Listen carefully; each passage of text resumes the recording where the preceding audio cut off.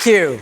Hello, and welcome to the Business of Beauty Global Forum 2024. I'm Imran Ahmed, founder and CEO of the Business of Fashion. And I'm Priya Rao, executive editor of the Business of Beauty. We are absolutely thrilled to be here back in Napa Valley, here at Stanley Ranch, broadcasting live all around the world.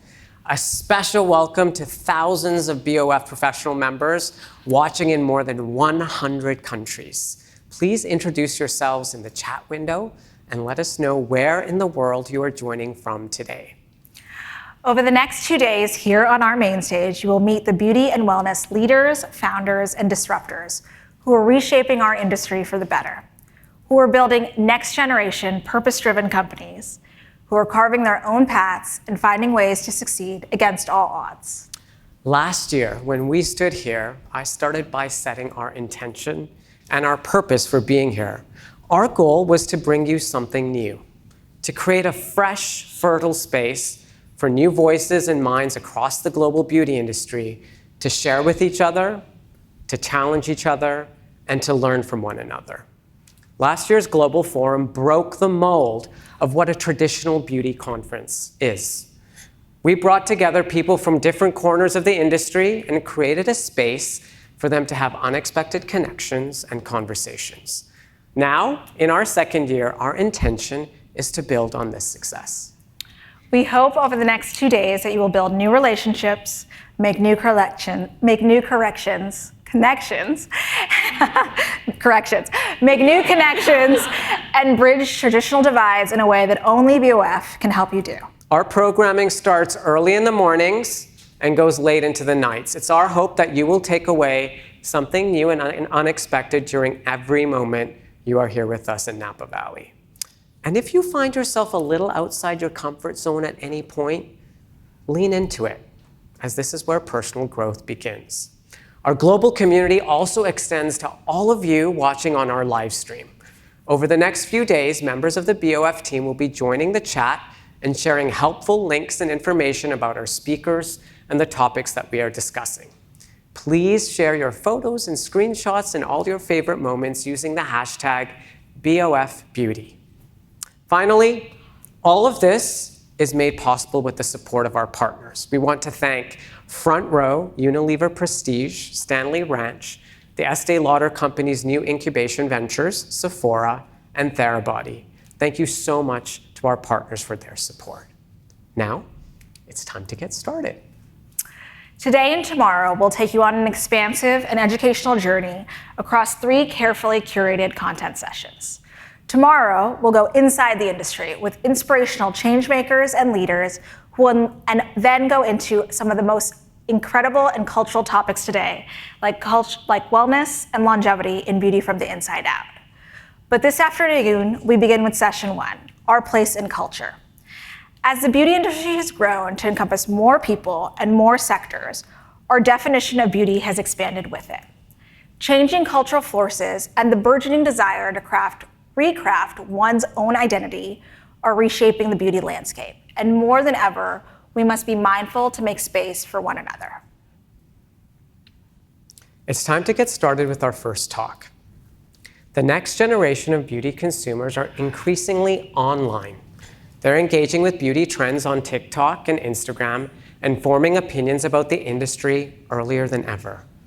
As a result, beauty trends are moving faster and farther than ever before. They appear in one place and then ricochet around the world, shifting and expanding in real time, something that we like to call borderless beauty. But borderless beauty encompasses more than geography. It also transcends generations, age groups, and product categories. At BOF, we recently cemented a partnership with Quilt AI, using artificial intelligence to help us make sense of what is happening in the fashion and beauty industries online. This tells us more about beauty customers, especially young customers, and the values and beauty trends that are important to them. To kick off the Business of Beauty Global Forum 2024, our data and advisory team at BOF Insights has been working with Quilt to surface some insights from the mountains of data being created in real time. Here to share some of our highlights from our findings is Anurag Banerjee, the co-founder and chief executive of Quilt AI, and Rahul Malik, BOF's chief growth officer and head of BOF Insights.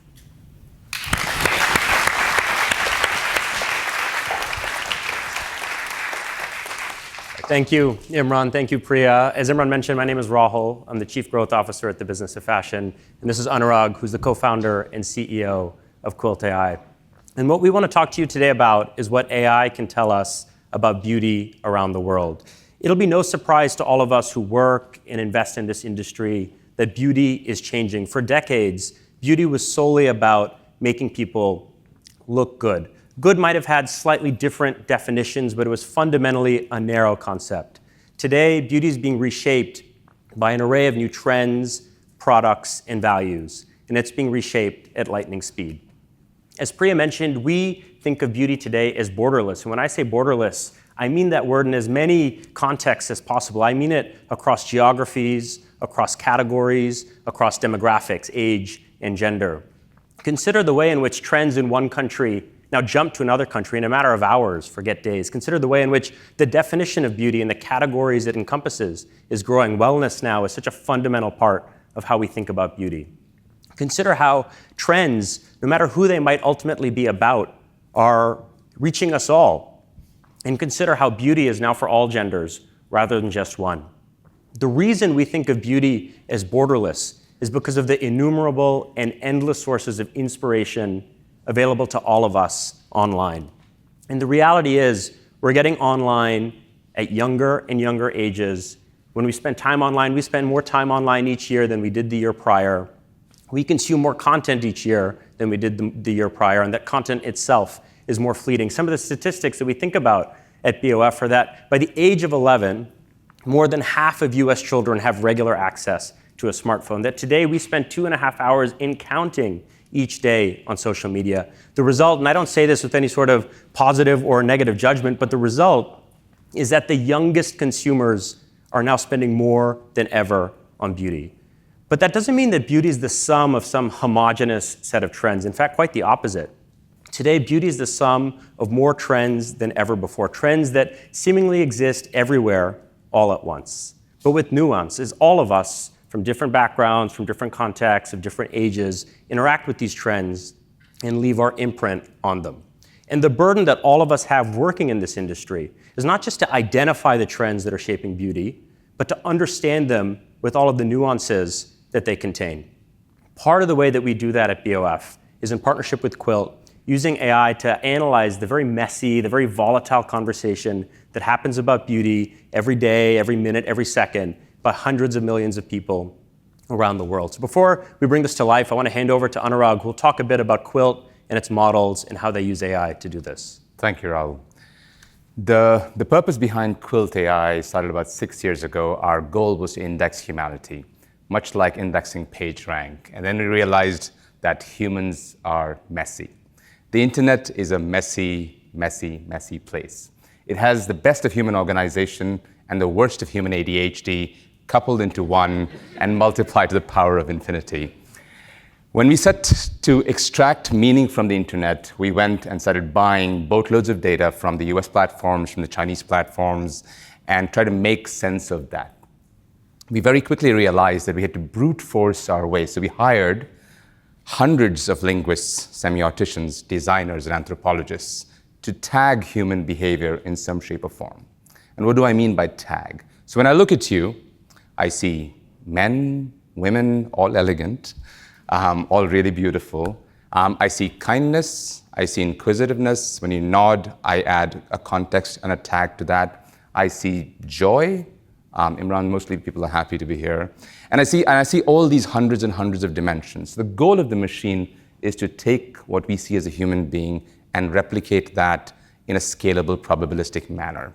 So over the last 5 years, we built nearly 25 billion tags of understanding human beings. And we're the beginning of the beginning of the beginning of understanding human beings in some shape or form. When we seek to understand human beings, we have to look at a few different dimensions. So there's the basics. It's age, it's gender, it's binary, non-binary, it's race, it's sexual orientation, it's nationality. But then what about behaviors, whims, quirks, passions, hobbies, all things that make us inherently human?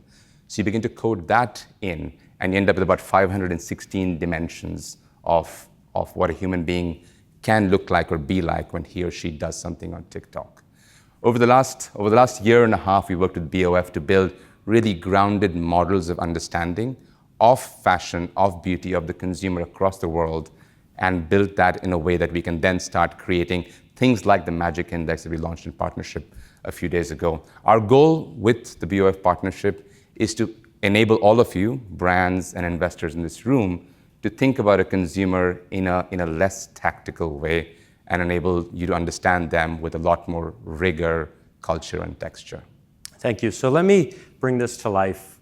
And I want to first focus on geography.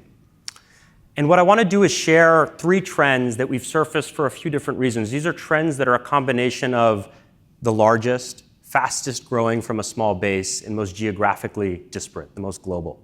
The first trend that I want to focus on is mob wife. You can see some representations of it behind me. These are TikToks, actual TikToks from different creators. This is a trend that's about bold eyes, dramatic contours, big hair. It's a trend rooted in depictions of Italian-American culture and specifically depictions of women in TV shows like The Sopranos, in films like Goodfellas. It's a trend that's rooted in a sense of strength and glamour.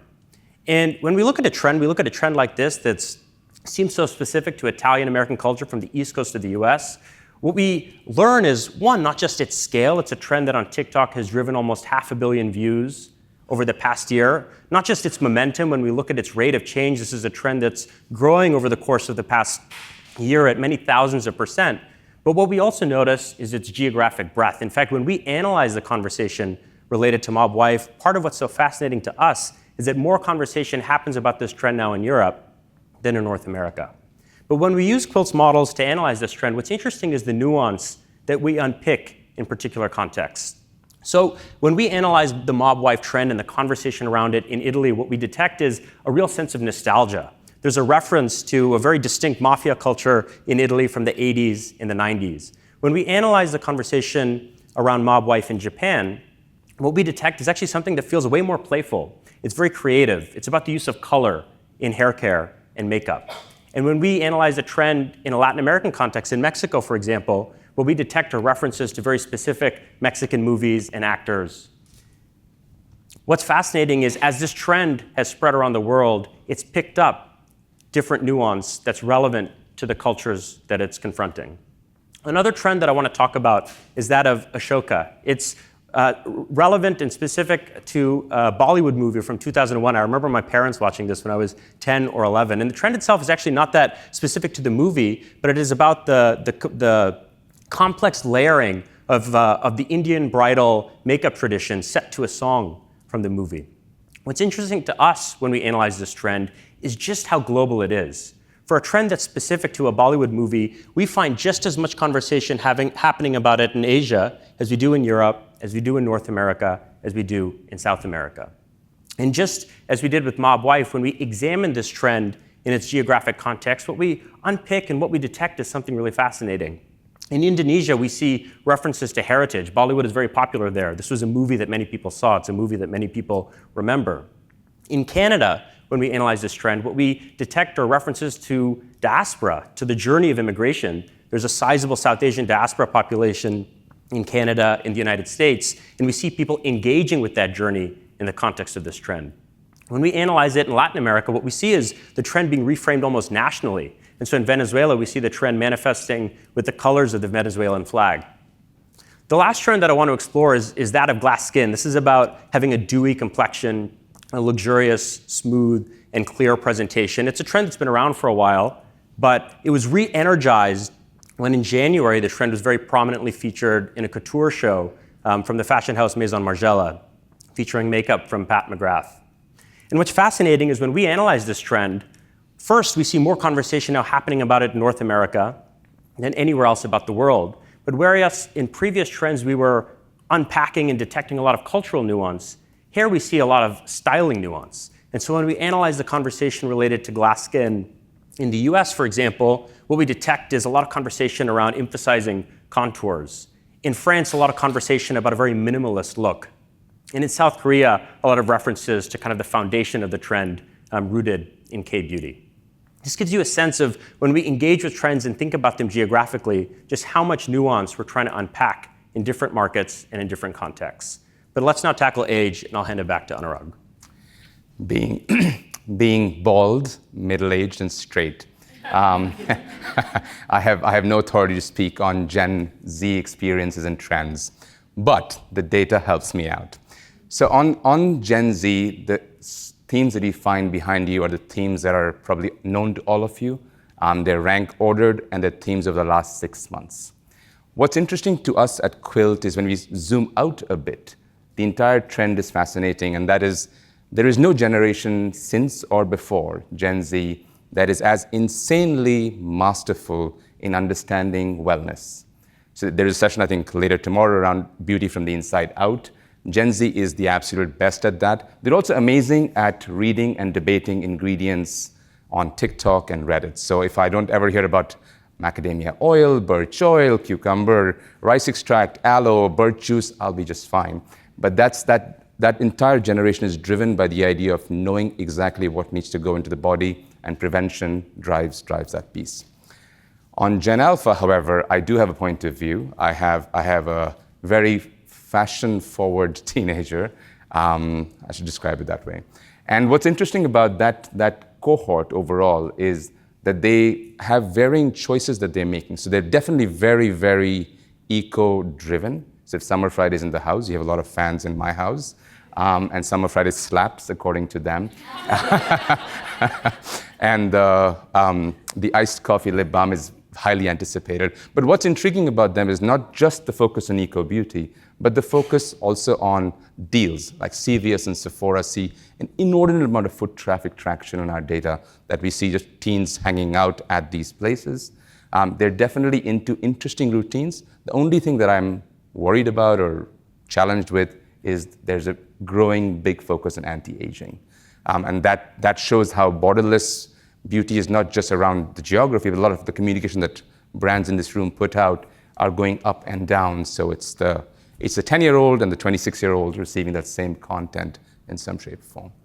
So we want to leave you with this as we begin this year's Global Beauty Forum, which is how are you engaging with the messy, volatile, seemingly unending conversation about beauty? And how are you doing so responsibly? Because the reality is that the marketing messages we craft, the marketing messages we put out in the world reach everyone, no matter who they're intended for. Thank you. Thank you.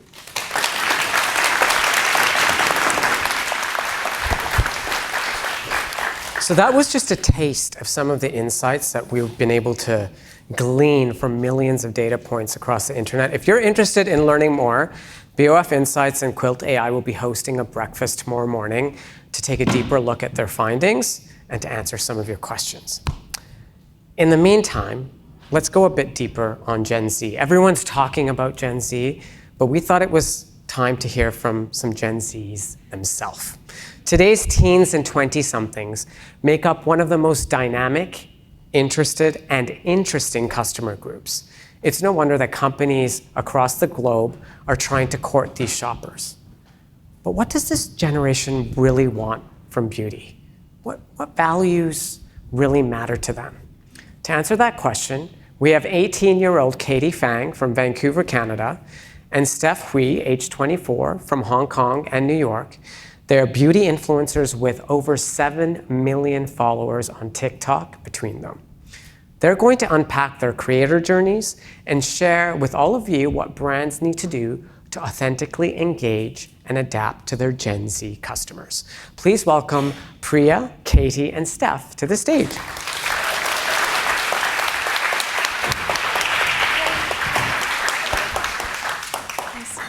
Hey, everyone.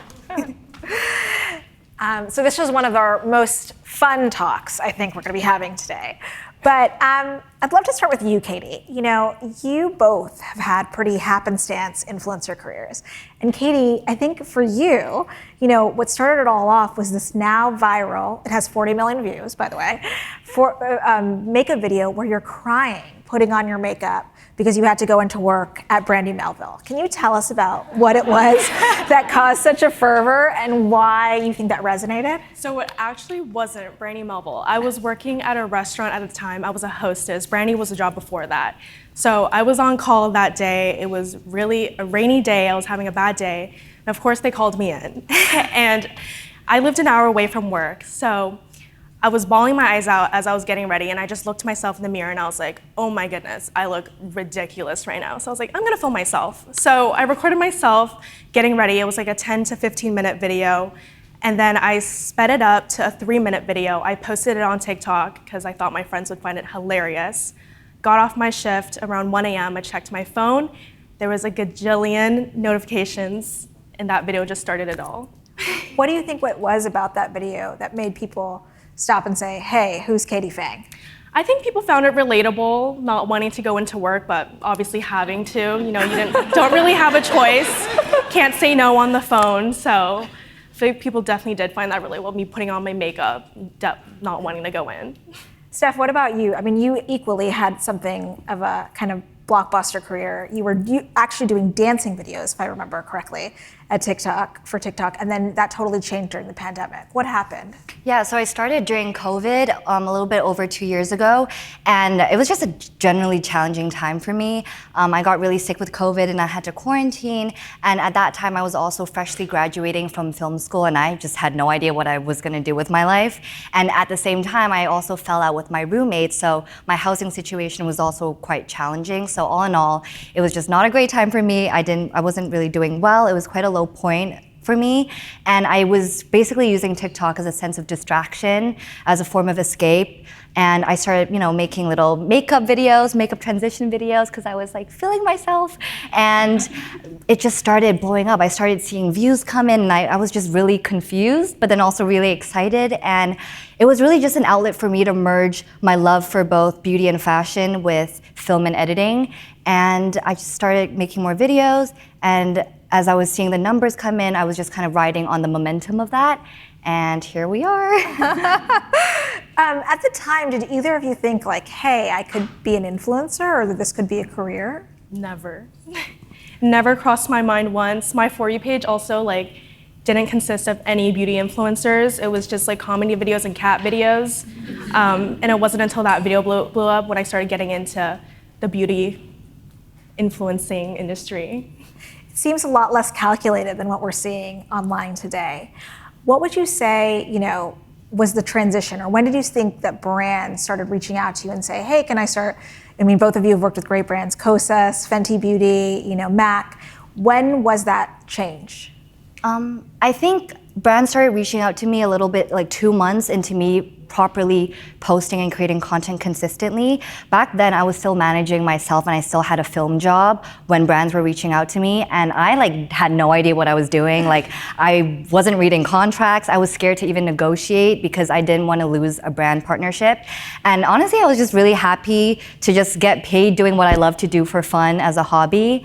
And I remember a distinctive moment, a pivotal point, was when a big brand, one of my dream brands, reached out to me back then for a partnership, and I gave them a rate that I thought was normal. And this girl actually reached out to me, and she was really transparent. And she was like, hey, you're actually undercharging. And she ended up offering me something that was 3 times what I was giving her. And I felt that was so kind of her, and it really helped me think, hey, you know what? I think I can actually do this properly as a career. And Katie, your mom was reading your contracts, right? Is this My you were a mom, my senior in sister. college, right? Senior in high school, I'm sorry. Yeah. So this was last year. I think the first brand that really reached out to me for a paid partnership was Glow Recipe. It was really exciting. I loved the brand, loved the toner. So it was very, very, very exciting. But because I didn't have a team at the time, it was really early on in my career. It was just me and my family managing all of this. And so we were definitely really careful with the contracts and everything. But now that I do have, I think I got really lucky signing on with a team very early on. And now they do all the contracts and I just do the creativity part of it. Both of you were in pretty transitional periods in your life. I mean, Katie, you were graduating high school, going to college. Steph, graduating college into young adulthood. I mean, how have you been able to express, that you're changing in real time, that your preferences are changing. I know, Steph, you really like talking about fashion as much as beauty now. Like, how do you communicate that when maybe brands know you for one thing? Yeah, so I mainly started just only posting beauty. That was how I built my audience. But after a while, I wanted to do more than beauty. I wanted to get into the luxury fashion market. And because I work so closely with my team, they're like my best friends, my support system, they really knew what I liked, what I didn't like, and they saw me evolve as a woman and as a creator. And because of that, they were able to communicate to brands my goals and what I wanted to do.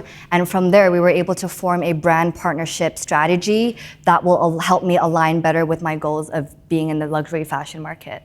What about for you, Katie? Sorry, could you repeat the question again? Sure. Sorry. No, and just in terms of how you have kind of been adjusting and sharing with brands how you're changing your preferences and the way that you approach beauty. So kind of the same with Steph. When I first started, I only strictly posted get ready with me's, and all my videos revolved around beauty and skincare. But as I was going into college, I kind of expanded to lifestyle videos, vlogs, and even stuff as small as grocery hauls, because I went from having such a set schedule, living at home, to living in a different city with my own schedule. I feel like people really found it really relatable. There's so much chatter right now about Gen Z. Gen Z's getting older, and then this new generation of Gen Alpha. What would you say the biggest misconceptions are about Gen Z and Gen Alpha right now?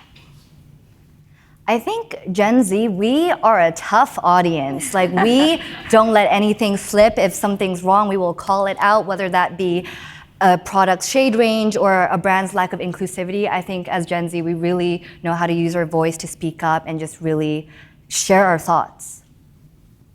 For sure, and I feel like because social media is like expanding so much and evolving now, and younger people are consuming it more, they definitely have a louder voice today than what it was before. Do you think that's a little bit scary though? You know, when you're dealing with these mega brands that have so much power and obviously are paying you, like, do you ever feel that rub?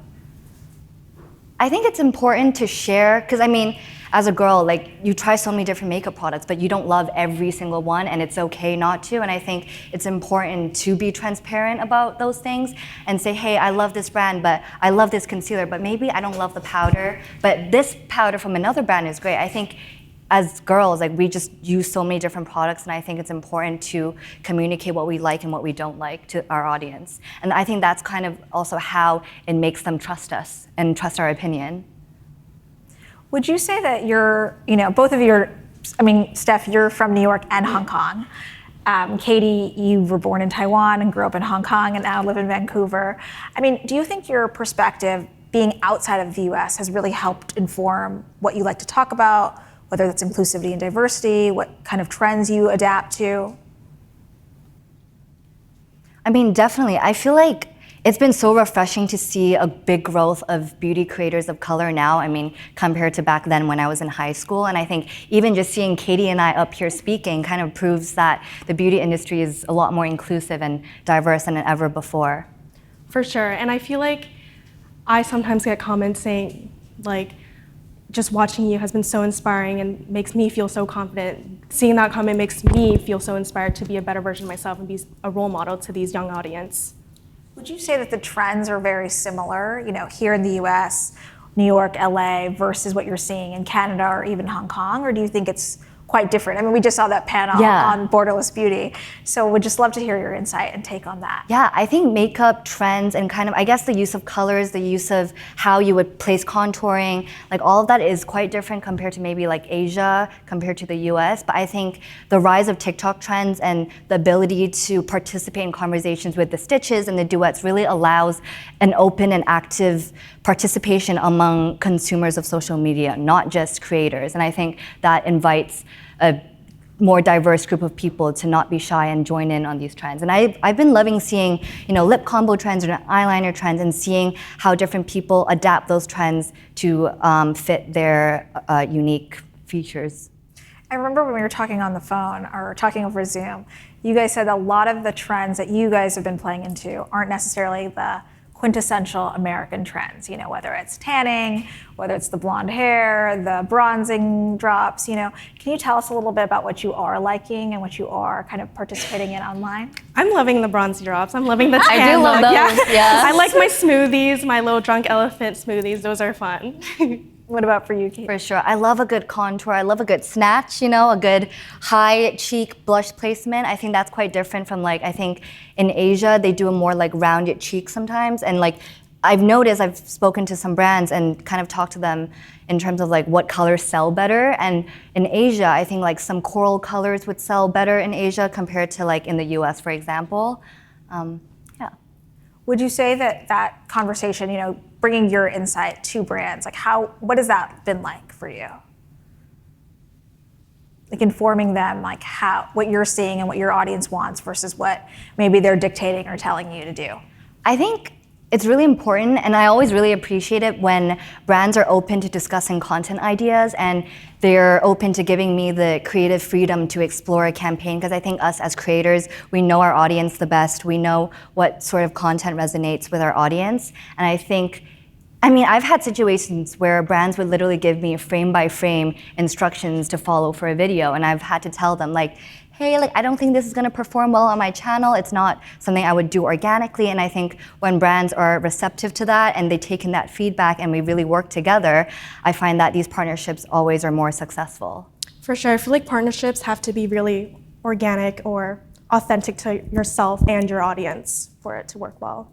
Can you guys give us some examples of things that have worked well for you? I know that you've worked with many brands here, many of the brands here, and the audience here as well, but things that you've really enjoyed or you think that represent who you are as a creator.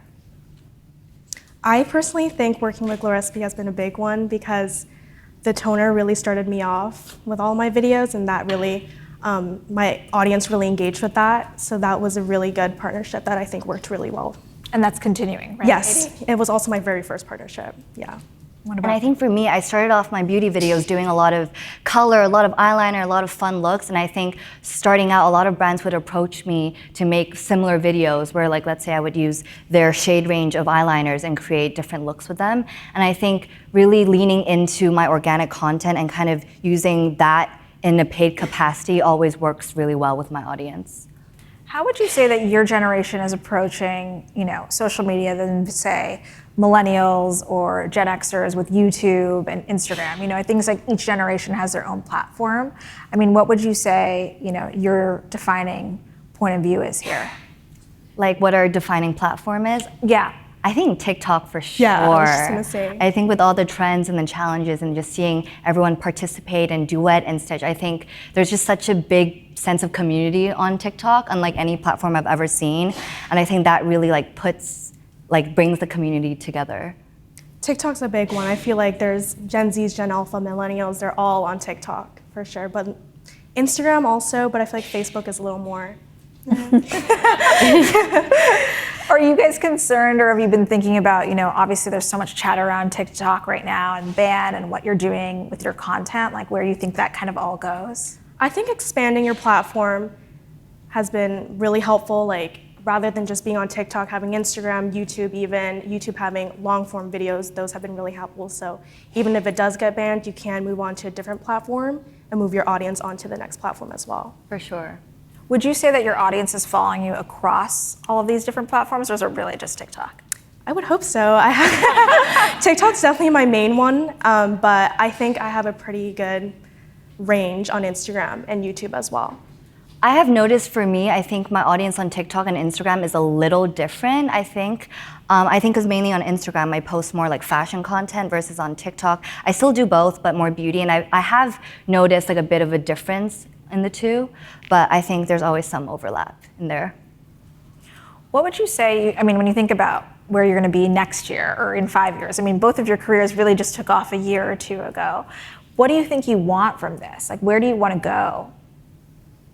The world is our oyster. I think there's so much we could do. I think for me, endless opportunities. For sure. I think I'm really passionate about educating kind of other creators and kind of be more of an educator in the space of content creation. I think there's so much to learn and talk about, and I feel like there needs to be a course or a college for it, because there's so much. And I think even when we first started out, knowing what to charge, there's so many things like that no one really talks about, and I feel like opening up the floor to those conversations would be really helpful for a future generation of creators. Steph, you had mentioned to me before that you as you were making this transition from, say beauty proper to beauty and luxury fashion, you kind of had to say no to things. Yeah. Can you talk a little bit about that and kind of think about, maybe how your agent or team helped you kind of make those decisions? For sure. Because that's quite scary early in your So career. I've always been told that, since I built my platform with beauty really is my bread and butter. So no matter what I do, I always try to have beauty in the foundation of everything I do. So when I started creating more fashion content, I always try to be more mindful to sprinkle in elements of beauty in there and really just merge the gap between beauty and fashion. So for example, like matching my makeup to my outfit or matching my makeup to my heels, I think that kind of like is a good blend between the two. And I think that allows my audience to kind of see a different side of me slowly but gradually through a gradual evolution of my content. What about for you, Katie? I mean, your transition has been a little bit different as well. It's really just been about maturing and kind of getting into different kinds of makeup. What's that been like? Well, I feel like the big transitional period was going from high school to college. It was definitely a change for sure. Beauty-wise, I feel like mostly stayed the same, but content-wise definitely changed a lot. And personality would change too, for sure. But just communicating that through my content definitely has been a big help. You guys are both so young and you have so much headway ahead of you. But I'm wondering, what is it that you're really kind of like looking for when you think about partnerships and working with brands, and how you kind of gain the respect that you think that you obviously deserve? I think it kind of goes back to our initial point of saying no to things. I think our audience can really tell when something's not authentic.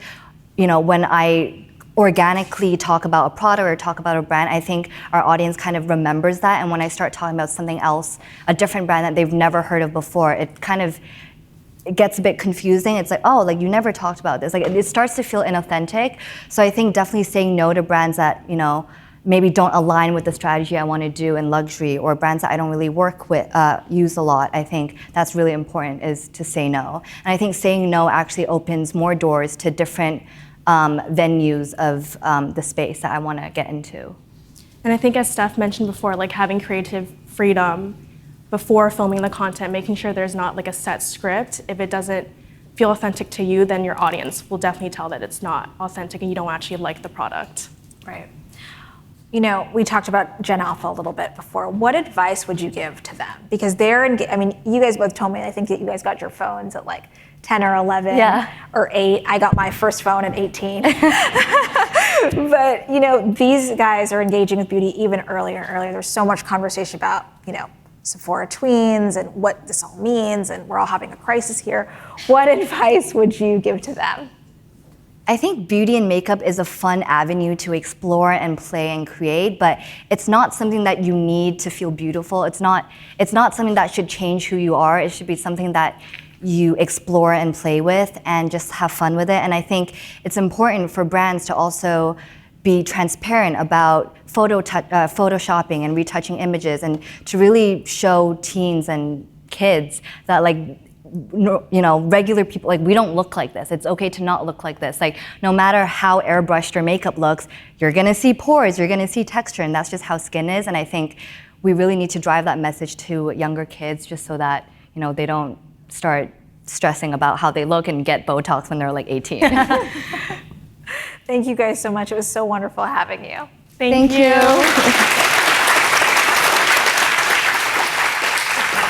Thanks guys so much. I'm just gonna head up. Thank you. Thank you.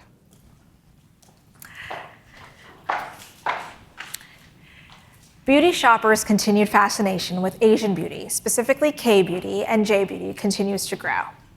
Products from Korea and Japan are synonymous with cutting-edge innovation, often featuring some of the most exciting ingredients and formulations, such as snail mucin and propolis.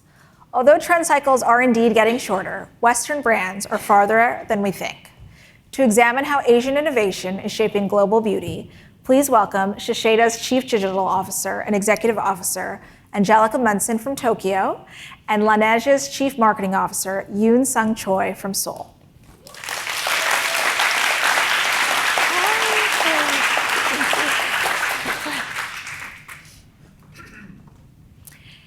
Hi guys, thank you so much for being here. I would love to ask both of you this question. You know, Shiseido and Amore Pacific are two of the biggest companies in Asia, but both of their traditional roots necessarily weren't starting with beauty. You know, there's a lot of talk of beauty from the inside out. There was a lot of holistic beauty. Could you talk us through a little bit of that journey? Angelica, would love to hear from you first. Yeah, thank you so much for having Shiseido on the stage. It's really exciting for us. Shiseido, as some of you know, started over 150 years ago, and it was founded in 1872. And the interesting story, it was started by Arinobu Fukuhara, who was actually a chief pharmacist for the Japanese Royal Navy. So through his travels throughout the world and the West, he brought back essentially medicines to the East. And our first pharmacy, for those that have been to Tokyo, it was in the Ginza district. So what he did was not only bring pharmaceuticals, but healthier medicine, he also brought a bit of culture. So he set up a soda shop and an ice cream fountain, which were not of the time in Tokyo. And so really, you know, our roots started with wellness and health, not necessarily beauty. So as we evolve and we, you know, just launched Shiseido Beauty Wellness in Tokyo with a lot of different kind of ingestible modalities, we're really coming back to our roots as well. So that's kind of the origin story of Shiseido, which was one of the reasons that I joined the company. And that's somewhat similar for you as well, Yoon, correct? Yes, I think our Pacific, we call our mission as new beauty. And new beauty has two different meanings. And one is really bring the breakthrough innovation to global consumers. But at the same time, I think a lot of Asian beauty are similar to each other. New beauty means really bring the inheritance of your own beauty under your own skin. So I think we've been working on this mission of new beauty for last decades. And also new beauty, really, I think the concept of new beauty has built the Korean beauty landscape over last few years. Because when you look at Korean beauty, it always brings this experience you never experienced before, but also it always talk about your inner glow that you're born with. So it always comes together. And how we founded this company is really deeply rooted in our founder's mindset. And actually, he strongly believes in the connection in inner beauty and outer beauty from the beginning of the business. And he actually born in Gaeseong, maybe you never heard of. It's very northern part of Korea, and it's very famous for high quality ginseng. And I'm not for sure you ever tried ginseng in your life. Ginseng is very powerful ingredient, and it's really supposed to be good for health, especially for anti-aging. And he has this philosophy that if this ingredient is really good for your body, it must be so great for your skin. So we continue to research on the ginseng more over than 50 years. And we found that this powerful ingredient is actually really great for even biohack. And it really recharge your collagens and really making defense mechanism for anti-aging. So one of the great example is our representative skincare called Seolhwasu, using this ginseng ingredients, and we call it as ginsenomic. And ginsenomic is really rare ingredients because only 1 gram of ginsenomic can create out of 1,000 grams of ginseng. And it enhances 6,000 times of its efficient. So we are using this special ingredients applied for various of our portfolio from hair care to skincare. So eventually, really, this inner and outer beauty has been in our mindset from the founding stage. But also, I recently joined Amore Pacific, actually. I found that we are one of the only global beauty company who owns organic green tea farms. And I thought it was very random why beauty company would own green tea farms. And we found that our founder at early stage, he really thought about this inner beauty with tea culture in terms of mindfulness. And it was far from the financial benefits, but owning this green farm is really bring that the bridge between inner beauty and outer beauty. And now this green tea farm itself is becoming the hub of green tea culture of the Korea. At the same time, we are getting really high quality of biotechnology based on green tea that we are applying for skincare to edibles. So the beauty connecting between inside and outside has been from the beginning of the stage of the company. So this seems so modern to me. I mean, we're going to go into beauty from the inside out much more tomorrow. But this idea of holistic living and beauty, I mean, it seems to be so much more. That was something that was part of your roots, but it's now becoming much more forward-facing. I know, Angelica, you said that you're starting to set in the beauty and wellness division in Tokyo, and then throughout Japan, you're bringing new product. You're starting to sell supplements. You're starting to sell different kinds of modalities that are kind of more holistic, not just makeup or skincare. So will you talk to me a little bit about how you're communicating at that and how you're also maybe bringing that over to the West? Is the West ready for that? Yeah, I would say that I think it's just like the last two conversations that we've had, there's no boundaries anymore. I think that through TikTok, through YouTube, through social media, there's so much cultural mashup that's happening right now. I think, for us at Shiseido, it is a global organization where we have 6 research and development centers, innovation centers in Shanghai, in Paris, in Singapore, 2 actually in Shanghai, New York here in the US. So those research and development teams work very closely together with not just our skincare brands, Shiseido, Clé de Peau, Drunk Elephant. We just acquired Dr. Dennis Gross, as you know. So it's looking at innovation from like our core products and then outside, so bringing that global interest back in. And I think it's also the definition of what beauty means to people. I think we look at that from the different regions, but there's really a running thread that is, for the Shiseido philosophy, is beauty innovations for a better world. And that is, how beauty really makes one feel in terms of happiness. So the modalities can be topical. It can be in the color cosmetics. It can be how fragrance, we have Izzy Miyake, Narciso Rodriguez, as well as part of our portfolio, and Tory Burch. So when it comes to kind of ingestible beauty, again, one modality, I think we look at it holistically across all of our regions, all of our categories. And I have the pleasure, I moved to Tokyo 2 years ago. I started at Shiseido in 2016 to start the Digital Center of Excellence in New York because it was an innovation hub outside of HQ. But what happened was they wanted to bring that innovation and bring kind of global players into Tokyo and really bring the culture of innovation, no matter what type of modality or really multiple channels, so not just online but offline together. So for us to think about what beauty means from the inside out, again, different modalities, bringing different type of talent to HQ, and then bringing people also outside of HQ to the other regions. And we've done that rather successfully, and I think we're also always on the lookout for new acquisitions. And what does wellness mean again in the West? What does it mean in parts of the East?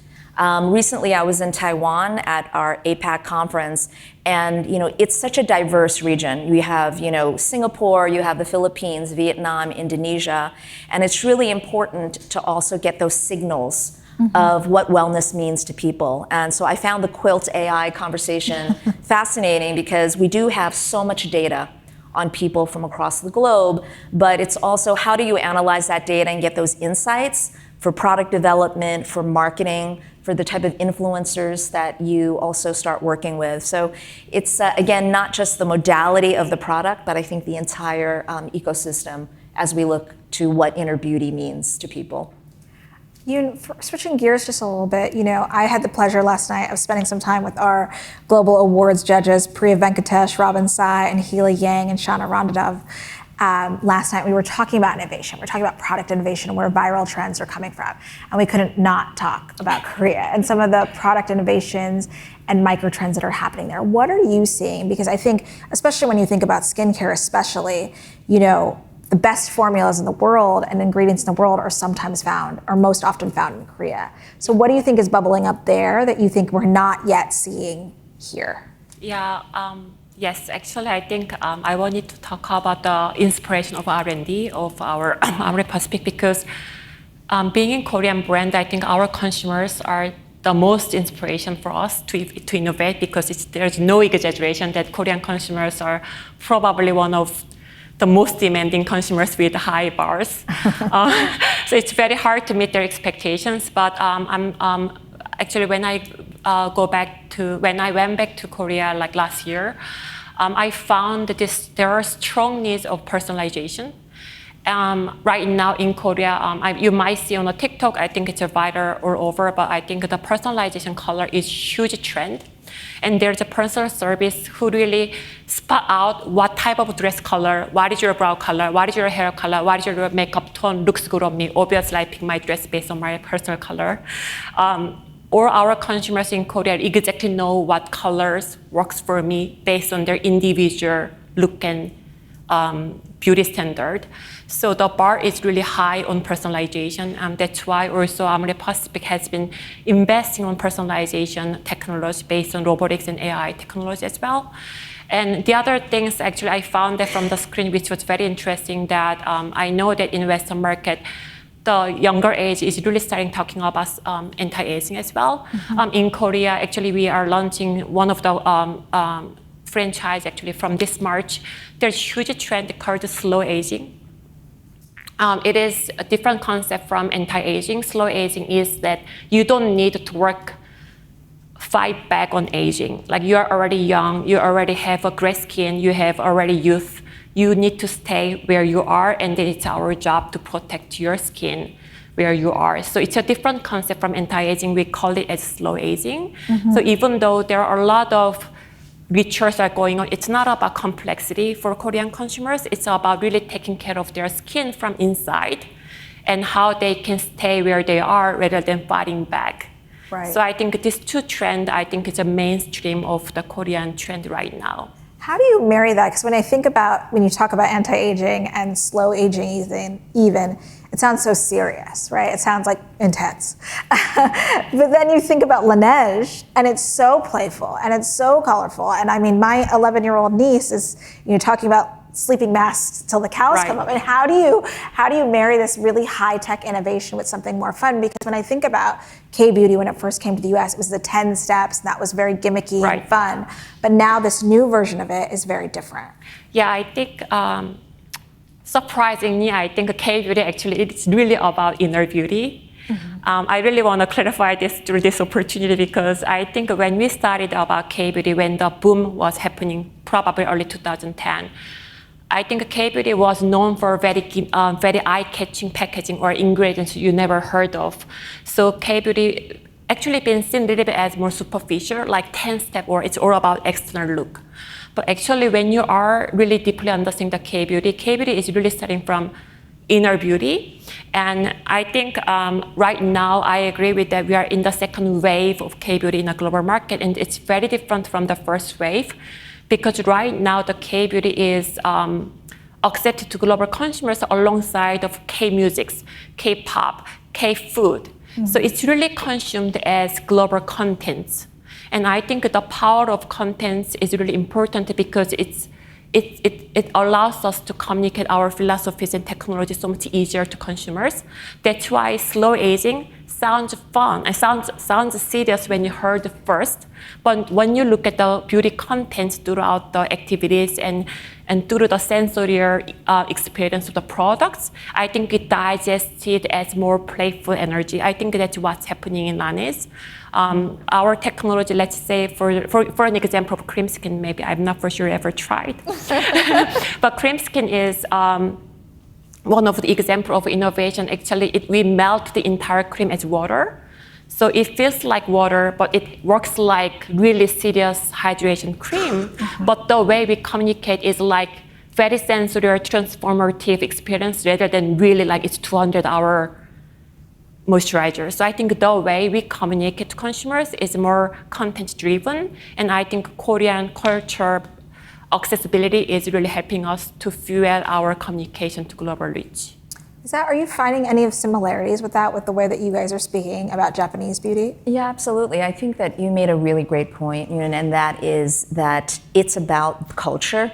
Everything. I think especially, there's so much tourism happening in Japan. Probably many of you probably have been to Tokyo or Kyoto recently. And I think that even people going and just shopping, not even online, but going into the department stores or going to Cosme Beauty or going to the small specialty shops, it's fascinating because you're really finding everything from different masks, different hair care products, different type of eyelash curlers that are heated that you can put in your bag. So it's just this sense of discovery of culture. And I think for J Beauty, it's also, sometimes it gets very, it's almost like mythical. It's almost like very secret, etc. But it's actually a lot of fun. And I think that the process of discovery and what I've been observing about the Japanese beauty consumer is they're really experimental and they're very open. And to your point, personalization is key. We have a multitude of very talented beauty consultants, and in Japan they're called personal beauty professionals. And this team is highly trained, and it's something that we call omotenashi, for those that know that word in Japanese, and it's really a deep hospitality and service. And that is just ingrained in the DNA, no matter what brand it is in the Shiseido portfolio. So that level of service is also personalization.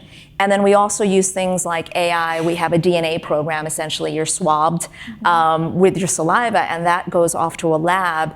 And your DNA is actually reviewed to talk about not only where you are, your state of skin now, but longitudinally, how you're going to age and how to be preventative as well as really get the potential of your skin. So there's a lot of similarities for what you said. Right. I think personalization, I think that there's always a human type of service that's involved.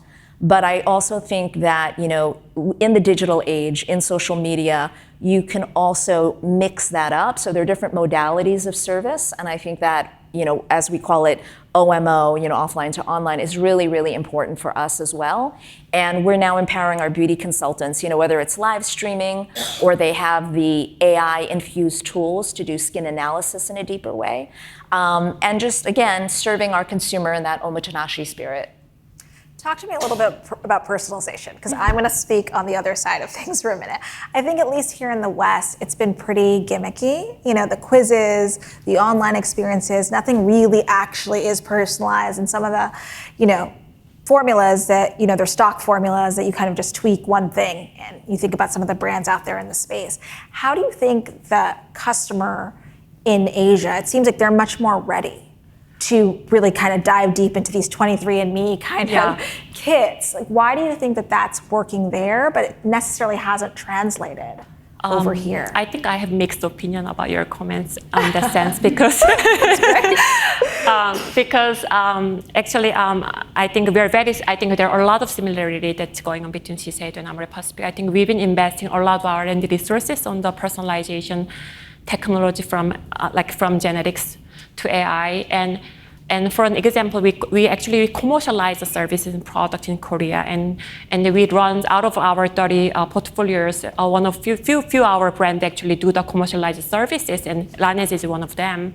And we actually do the over 150 colors of shade of your foundation, and then you come in, and in 2-3 minutes we actually spot on your color, and then the finish that makes sense for your skin.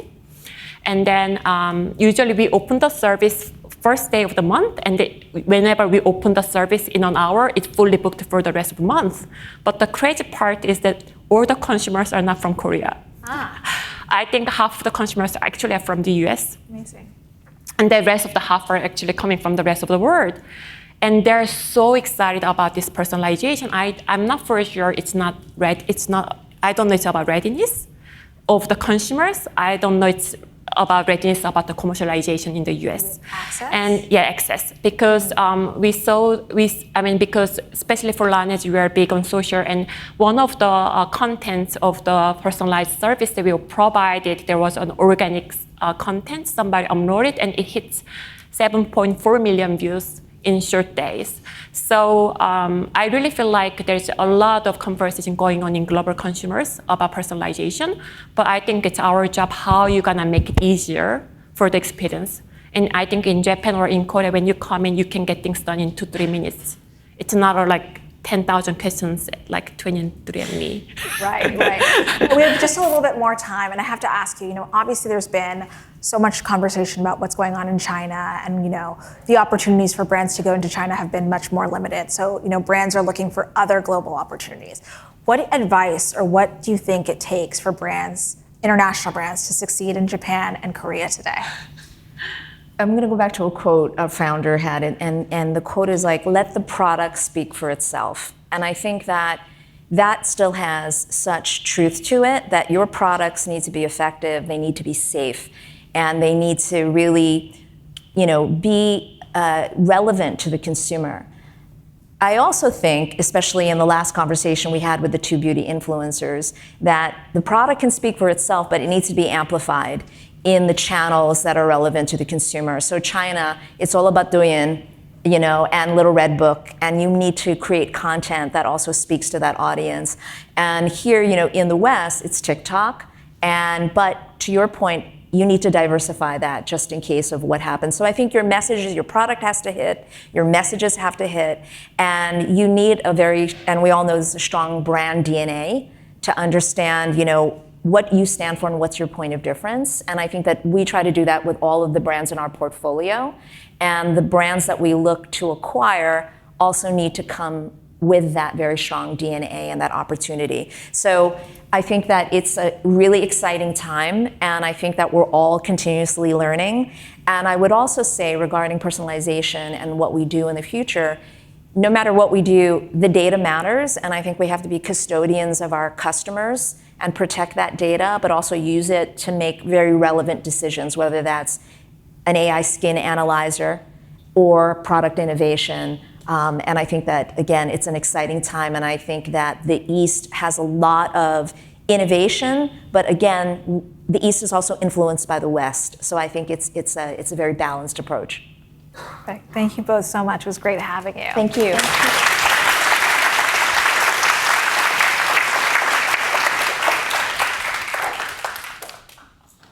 I was just having a flashback to spending maybe an hour and a half in a Japanese pharmacy with all the amazing beauty products. I mean, it's incredible. So now we're going to move from the Far East to Africa. Customers in bustling cities across the African continent are fueling a multi-billion-dollar beauty industry in some of the world's fastest growing economies. Now it's time for the global beauty industry to start paying more attention. But be warned, Africa is not a monolith. This is a continent made up of 54 different countries where more than 3,000 languages are spoken, with customers who have their own specific beauty traditions, needs, and preferences. And I'm so excited to have this next talk because we're going to be able to understand how to seize the opportunities in the African beauty industry. So please join me in welcoming from Nairobi, Kenya, in East Africa, Dr. Joyce Gikunda, founder of the Linton's Beauty Retail Empire. From Abidjan in Côte d'Ivoire, in West Africa, the respected investor and BOF 500 member, Laureen Kouassi Olsen. And from Johannesburg, South Africa, the founder of the beauty brand Suki Suki Naturals, Linda Gieskis Mwamba.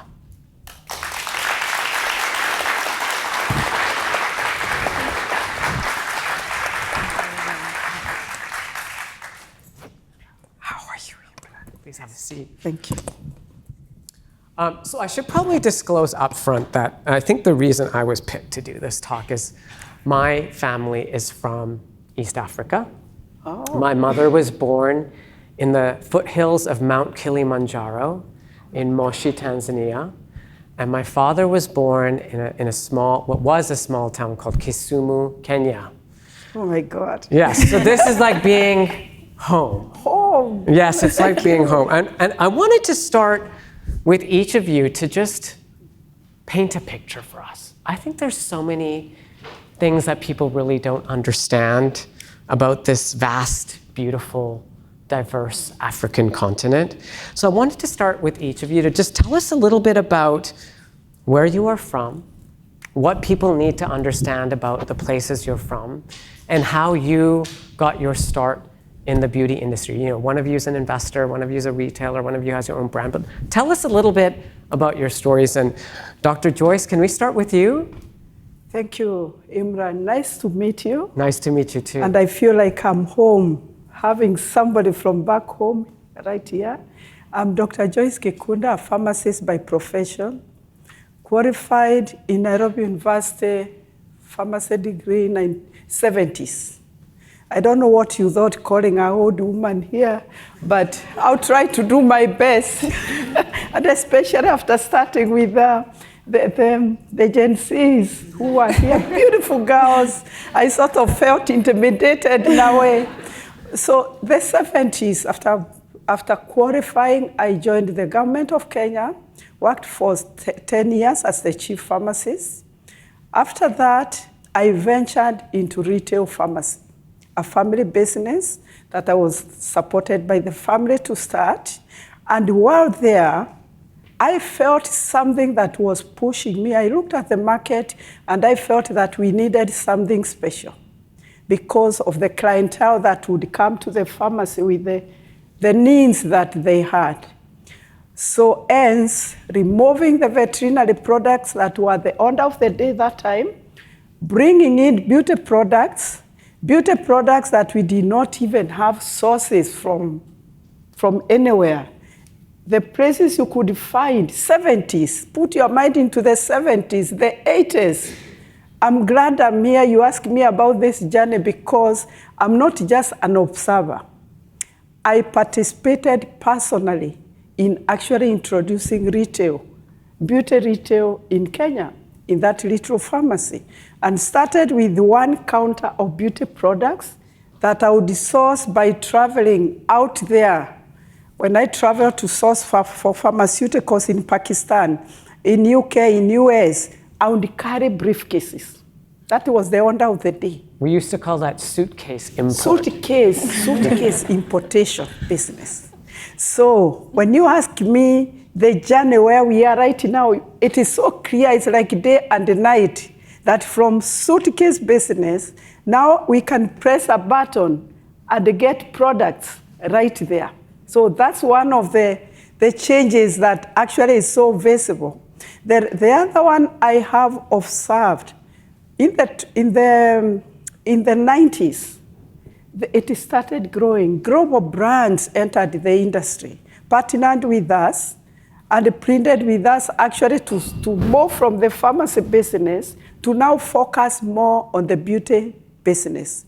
So as we founded Linton's Beauty World, which is a retailer, the leading retailer in East Africa. And we have like 35 stores, over 35 stores, in 6 cities, major cities, in East Africa, Uganda, Kenya. And we have top brands, several top brands, global brands, and a few local brands that are emerging just recently and are struggling. So we have witnessed also increase in urbanization. Mm-hmm. A lot of people moving from half country coming to the cities, which is good for the business. We have witnessed the middle class growing with more affordable power to buy the products. We have also witnessed awareness of the consumer. Before, all what we knew is you could take oatmeal, you could take sugar, and create a product for yourself and exfoliate your skin back home in your kitchen. But with a little education, which we are spearheading as Linton's Beauty World as well, by creating Linton's Academy, we have realized that the starting point is educating the consumer, as well as educating the practitioner, because knowledge is power. You have to start educating the consumer and educating the professional. Okay, so let's move from East Africa to West Africa. Laureen, tell us about your observations. You're investing historically in fashion brands and more recently in beauty brands. What's going on in your part of the continent, and what is your observation? I would say, first of all, what's going on is this. The fact that we are sitting at the business of beauty, organized by the business of fashion, talking about African beauty and fashion, but African beauty. I think this is the key starting point. It would not have been possible, I think, 5 years ago. From where I sit, I'm coming from Ivory Coast, which is Côte d'Ivoire in West Africa. The capital city is Abidjan. Côte d'Ivoire is actually one of the fastest growing economies in the world. From where I sit, heritage and our tradition have been embedded with well-being and wellness.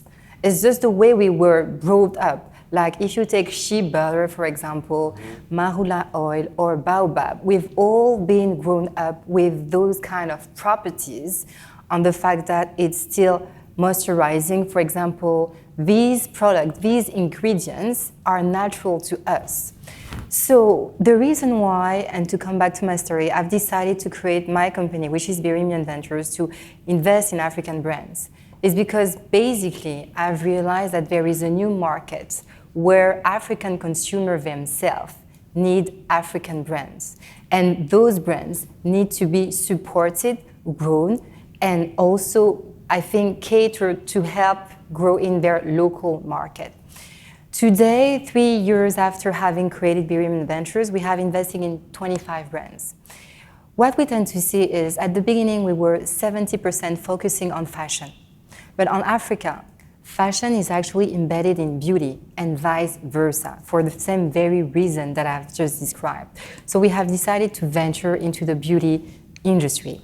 And what we tend to see are brands with a local consumer base expanding regionally, organically, slowly but surely. The reality is, the rest of the world is a blue ocean. There is a strong competition for those brands. So what they tend and what they need to show is to capture their audience, make sure that they address the properties and needs of their consumer, and then grow and expand organically. So we're really proud to say that, yes, this is starting. Like in fashion, it will grow, and we're very confident that at the end of the day, we will also be part of the business of beauty in our own way, maybe locally first, but regionally in a certain extent. Well, we're absolutely honored to have you here and be part of this, I think, quite historic conversation, because too often I think Africa has been overlooked by these kinds of global conversations. One of the brands you've invested in, I believe, is Suki Suki Naturals. Could you tell us a little bit about your story, Linda, and how you came to realize that the world needed your brand, or the African continent needed your brand? So to start, I'm a lawyer by profession. Well, I was.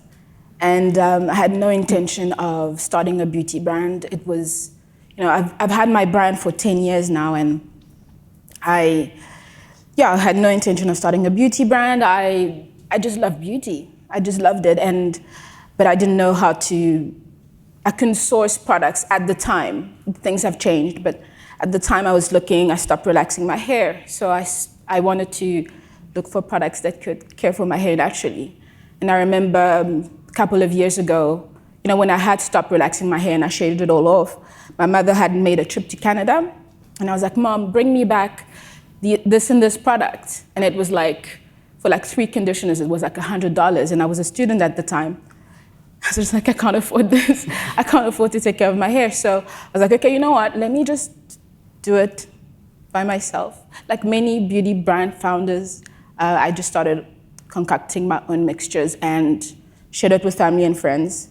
And eventually they loved it, which I was surprised that they would love it. I loved it, they loved it. And one day I was just like, my mom actually influenced me to launch my own brand, but properly, not use little plastic bottles, but really brand my product. And she believed in what I was creating. I really loved it, and I put all my passion into it.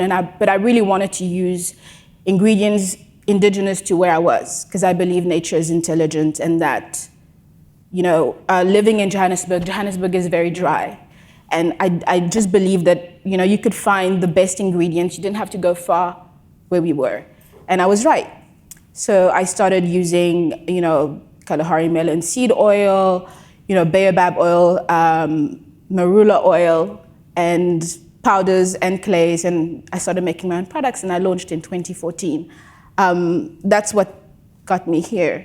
I've been growing my brand organically ever since, and yeah, this is pretty much. So that gives us a great introduction. You know, each of you has such a unique vantage point. I think what would be really interesting by the way, like just as a show of hands, how many of you have traveled to the African continent? So a good portion, right? Nice. Despite that, I think there's still a lot of misconceptions about the African customer or the African market. There are people here eager to learn about this market and this customer. What are the biggest misconceptions that we need to debunk here today on this stage? Dr. Joyce. If I may, from my observation, is thinking that one size fits it all. Looking at US, looking at other markets, thinking that Africa will be the same. As we have seen, there are many languages there. There are many cultures with different customs, preconceived ideas about beauty. Like we started engaging into beauty industry many years back. Actually, I believe some of the tribes in generations in Samburu, Turkana, they used to use makeup, foundations. Up to date, they use natural ingredients actually to do their makeup. So the misconception we have is to think that what we have, especially the global brands, will fit what is required in Africa. What is required in East Africa is even very different from what is required in South Africa or West Africa.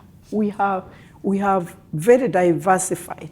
So the market needs to be taken the way it is for the time being. We are very hopeful that maybe by 2060 will become one global village, will become one market, then it will become much easier for everybody. But for the time being, I believe that we have to handle it the way it is. You just have to deal with each and every region and come in, partner with the locals, especially local retailers who understand the people there, who understand the needs of the people there, and then walk the journey together so that you are able to actually get into the market, because we are very excited. We want to be one global village. This is the so-called African Union, the single African market. Yes, single African. Lauren, do you have anything to add about the misconceptions? I will add it from an investor standpoint, because before creating reimagine Ventures, I was working for a private equity fund, which is called Amethyst, sponsored by the Edmond Rothschild Group, and we've been investing in Africa. I've been investing in Africa for more than a decade. The first misconception is about risk. People tend to think that investing in Africa is actually very risky.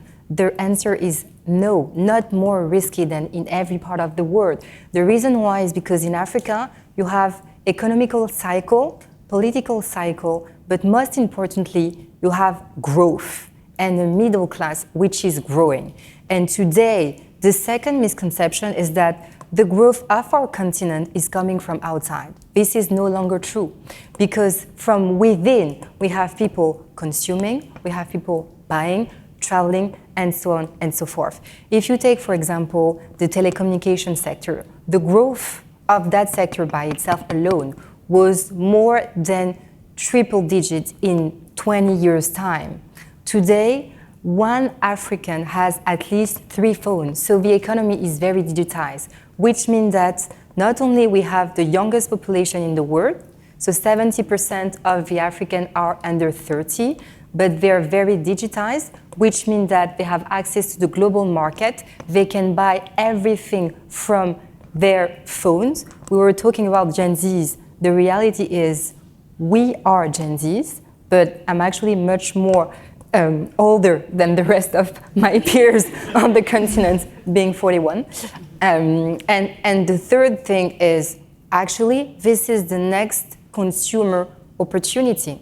So to me, Africa is iconic, and we have the potential to transform the, I would say, creativity into an economic reality. What we need is much more investors believing into that investor thesis to take a long-term bet on the African economic and financial opportunity. Linda? I would say that, just to bounce off what Laureen said, is that we have a growing middle class, and that's not something that's discussed. Like, more and more people are, making more money, and, their buying power is increasing. And, when you look at how much we import from a beauty perspective, Africa imports a lot of beauty. Like, I don't have the numbers, but it's incredible when you look at all the shelves are full of products that weren't made in Africa, And I think there's an opportunity for us as Africans to, number one, obviously make products that are culturally relevant and address issues that are, more targeted to our needs based on, climate and location, but also, investors coming to invest in more brands. But I think Africans need more brands to begin with. We need to create more brands, and we need investors to back us because, there's definitely an opportunity. And as Africans, there's always this idea of opulence that's kind of like a thread along all of our, whether you're from north, south, east, or west. And we love to look good, and we love to, you may not have that much money, but you will invest in how you look and, how you present yourself to the world. So, give us a very quick idea, like what brands are doing well? I'm particularly interested in the global brands that are finding success in the market. You have a retail chain of 30 stores. Like, what's working globally and why? Yes. I'm happy to say that through experience, Africa is a great market, especially for global brands, because the middle class is quite widely traveled now. They are aware of what they need for their skins, and the global brands that come in with patience. They come in not short term, not with the intention of just selling the first container or the second container and dumping it there and moving on. They come with the intention of building the market with the local partner. Those brands really do well. Can you give us some names? Like who? I would love to point out Estée Lauder. I love Estée Lauder because some years back, they found us. They found us in that little pharmacy I was talking about. And part of our growth actually has been fueled by their partnership.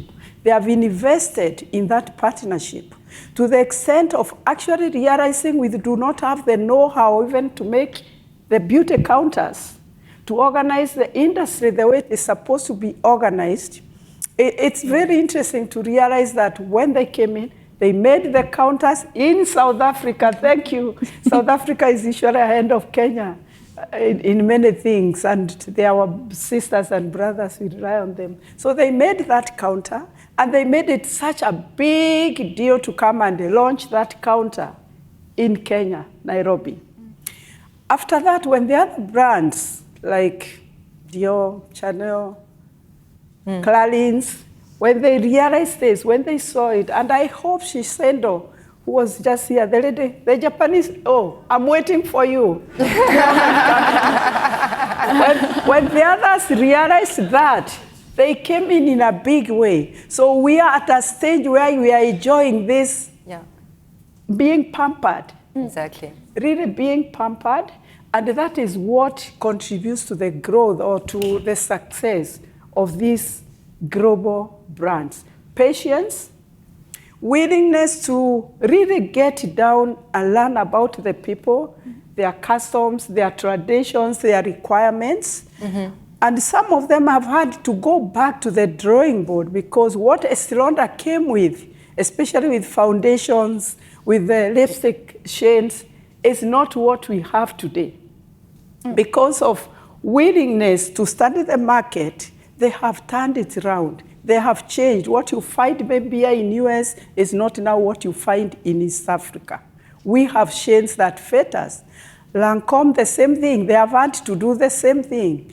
Clarins, they are doing the same thing. So just to mention a few of the brands that are really doing very well in our region. And the next thing that they do is to realize that we need education.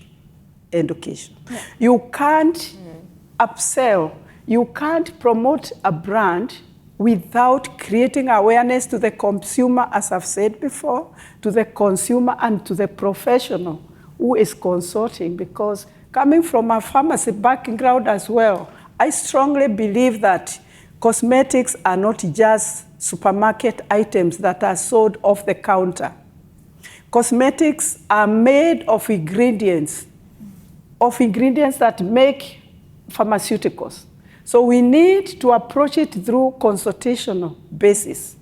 It's not like in the past whereby I just meet a beautiful lady like this and I say, "Hey, what do you use?" Nida, what did you use? When they tell me I use Princess Patra or I use this much, I just go and jump and buy it without realizing that my skin condition may be different due to maybe climatic condition or maybe the age at which I'm in. So we are intentional to really train and train. That's where we find that our niches, so that we can upgrade and uplift and welcome the international brands that are coming to East Africa. We want to train and fill the place with professionals who can consult and do the right thing for the brands.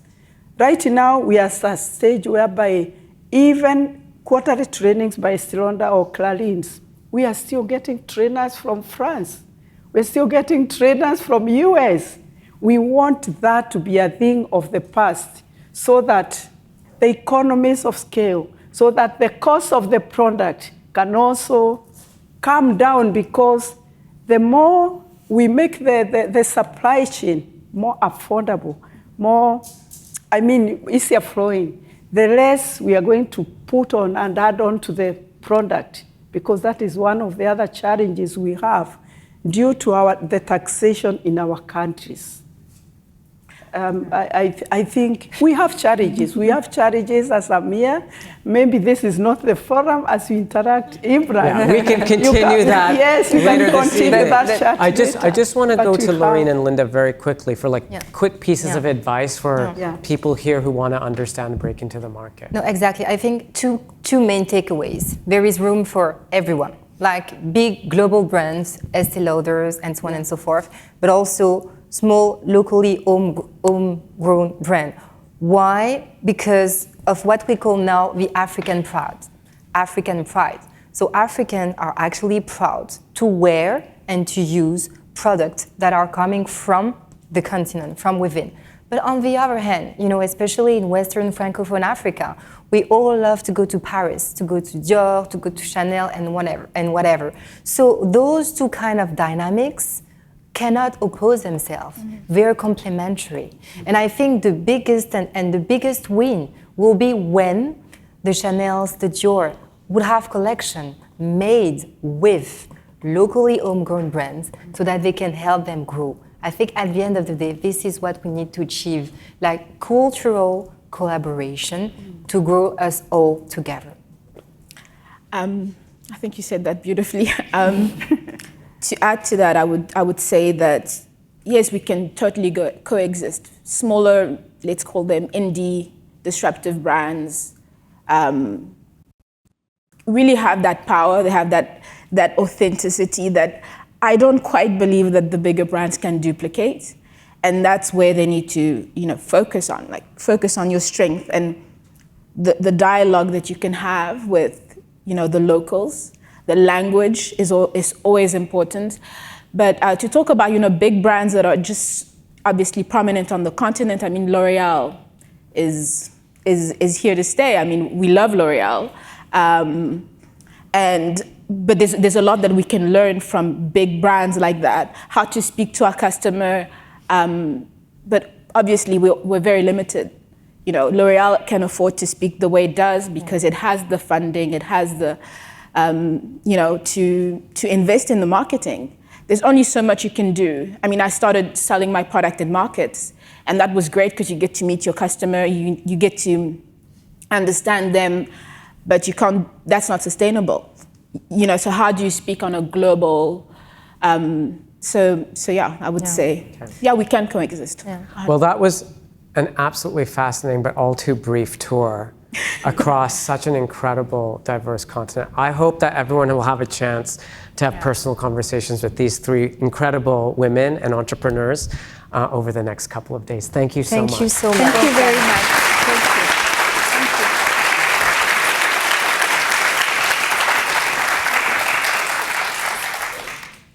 It takes great skill and effort to create a breakout brand. We all know that. But to build a brand which can stand the test of time, now that's a real challenge. Sisley is one of the few companies that's managed to craft a solid, unwavering identity and maintain it for nearly 50 years. Here to talk to us about Sisley's heritage and their next act is co-owner Christine Dornano, in conversation with BOF's beauty correspondent, Daniela Morosini.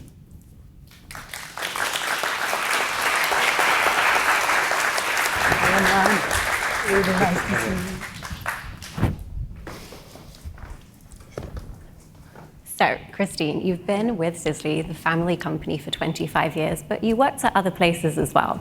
Tell me what spurred your decision to join the family business, and what is it like working with your brother and your mom all day? It's so nice to be here. And yes, so Sisley was created by my father and by my mother together. And I was born almost at the same time. So I have grown with the brand. And I'm the last of 5 children. And the conversation at the dinner table was always about products and different ideas, etc. But I went to university in the States and started working in fashion. I did the training program at Saks Fifth Avenue. And then I thought, okay, I'll go to a brand. And then my father pulled me in and said, no, we need you at Sisley. So it was a time I was in New York. I thought, if I don't go back now, I'll never go back to Europe. And it's like, that's when he pulled me. But then very quickly he realized that I wasn't ready to work yet with the family, or it was too early. And he said, no, I need you to go to Mexico. You speak Spanish. Go and start the brand there. And so I went off to South America, and I worked for a few years. And then I started the subsidiary. So I grew with the brand in many ways. Sisley was still quite small. And then we opened a subsidiary in the UK, and I started that. We were exclusive to Harrods, but we decided to open all over. And I did that for quite a few years. And by the time I came back, which was 4 years ago, I came back to Paris. My brother is now president of Sisley, and I'm number 2. And we work together, but my mother, who's 86 years old, is still involved in the business. And it's fascinating because she's the history of the brand. And we all have different skills, which are very complementary. So we really love working together, and I think we all bring something different. I also have a niece now who's head of all content creation, and she's 30 years old, so it's different generations. And then we have 5,000 employees, so it's not just that. To be clear, I've met Christine's family, and they are delightful. When you're thinking about legacy, both for the Sisley brand and also your family legacy, how do you balance that desire to keep your heritage with the need to modernize? I think it's really the challenge of all more established brands. Now we sell in 110 countries. Where we are, you need to. You have a heritage, you have a reputation, which is very important. You want to keep that reputation. But at the same time, you need to stay relevant. And I think for us, the main way we do that is through research and through innovation. That's before anything else, before any type of communication, you need the products. You need to have something that is relevant, that brings something new all the time. And for us, that's why, I mean, we've more than doubled our research and our laboratories in the last 5 years, and we'll double them again next year. So that's I think very important. And we have new, and then the other very big difference about Sisley is because the family is complete, we work very closely, the family, with the scientists. And I think that has been where a lot of the great successes of Sisley have come from, is that and I think, for example, of now we've launched 5 years ago Hair Ritual by Sisley, which is our hair care, and it was really just our scientists came to us and said, you know, a lot of the discoveries we're making about the skin can be applied to the scalp, and our scalp ages like our skin, and we should be treating it like we treat our skin. Mm-hmm. And so we launched Hair Ritual by Sisley, which is It did in 2 years what the turnover Sisley did in 20 years. Wow. So it's really, and for us now, it represents more than 12% of our overall business. And that's with COVID, with all that has come along since then. So I think to stay relevant, you need all that. And then, of course, communication. So many of you have talked about it. But it's keeping our values all the time and staying true to them, while really speaking and through many different people, but that we feel are authentic to the brand. And as a family-owned, completely privately owned company, you don't have any shareholders that you have to please, no stock market, nothing like that. What are some of those advantages of that model, and what might be some of the drawbacks? Well, it gives you great freedom, as you said, and rapidity of action. We can make decisions very quickly. It allows us really to stay true to what we feel is important. It's also a great source of pride for a lot of the people who work at Sisley. But I think really it has allowed us to make the products we wanted, to not launch just to launch. We have had years where we launched really important products, but other years where we didn't launch anything. I think if you are a public company, you kind of have to anniversaries, figures to do that. We have the freedom that lets us stay really the brand that our customers respect. And that's, it's a brand that our customers can trust. And that is really what I think being a private business is very interesting in that way. It's also,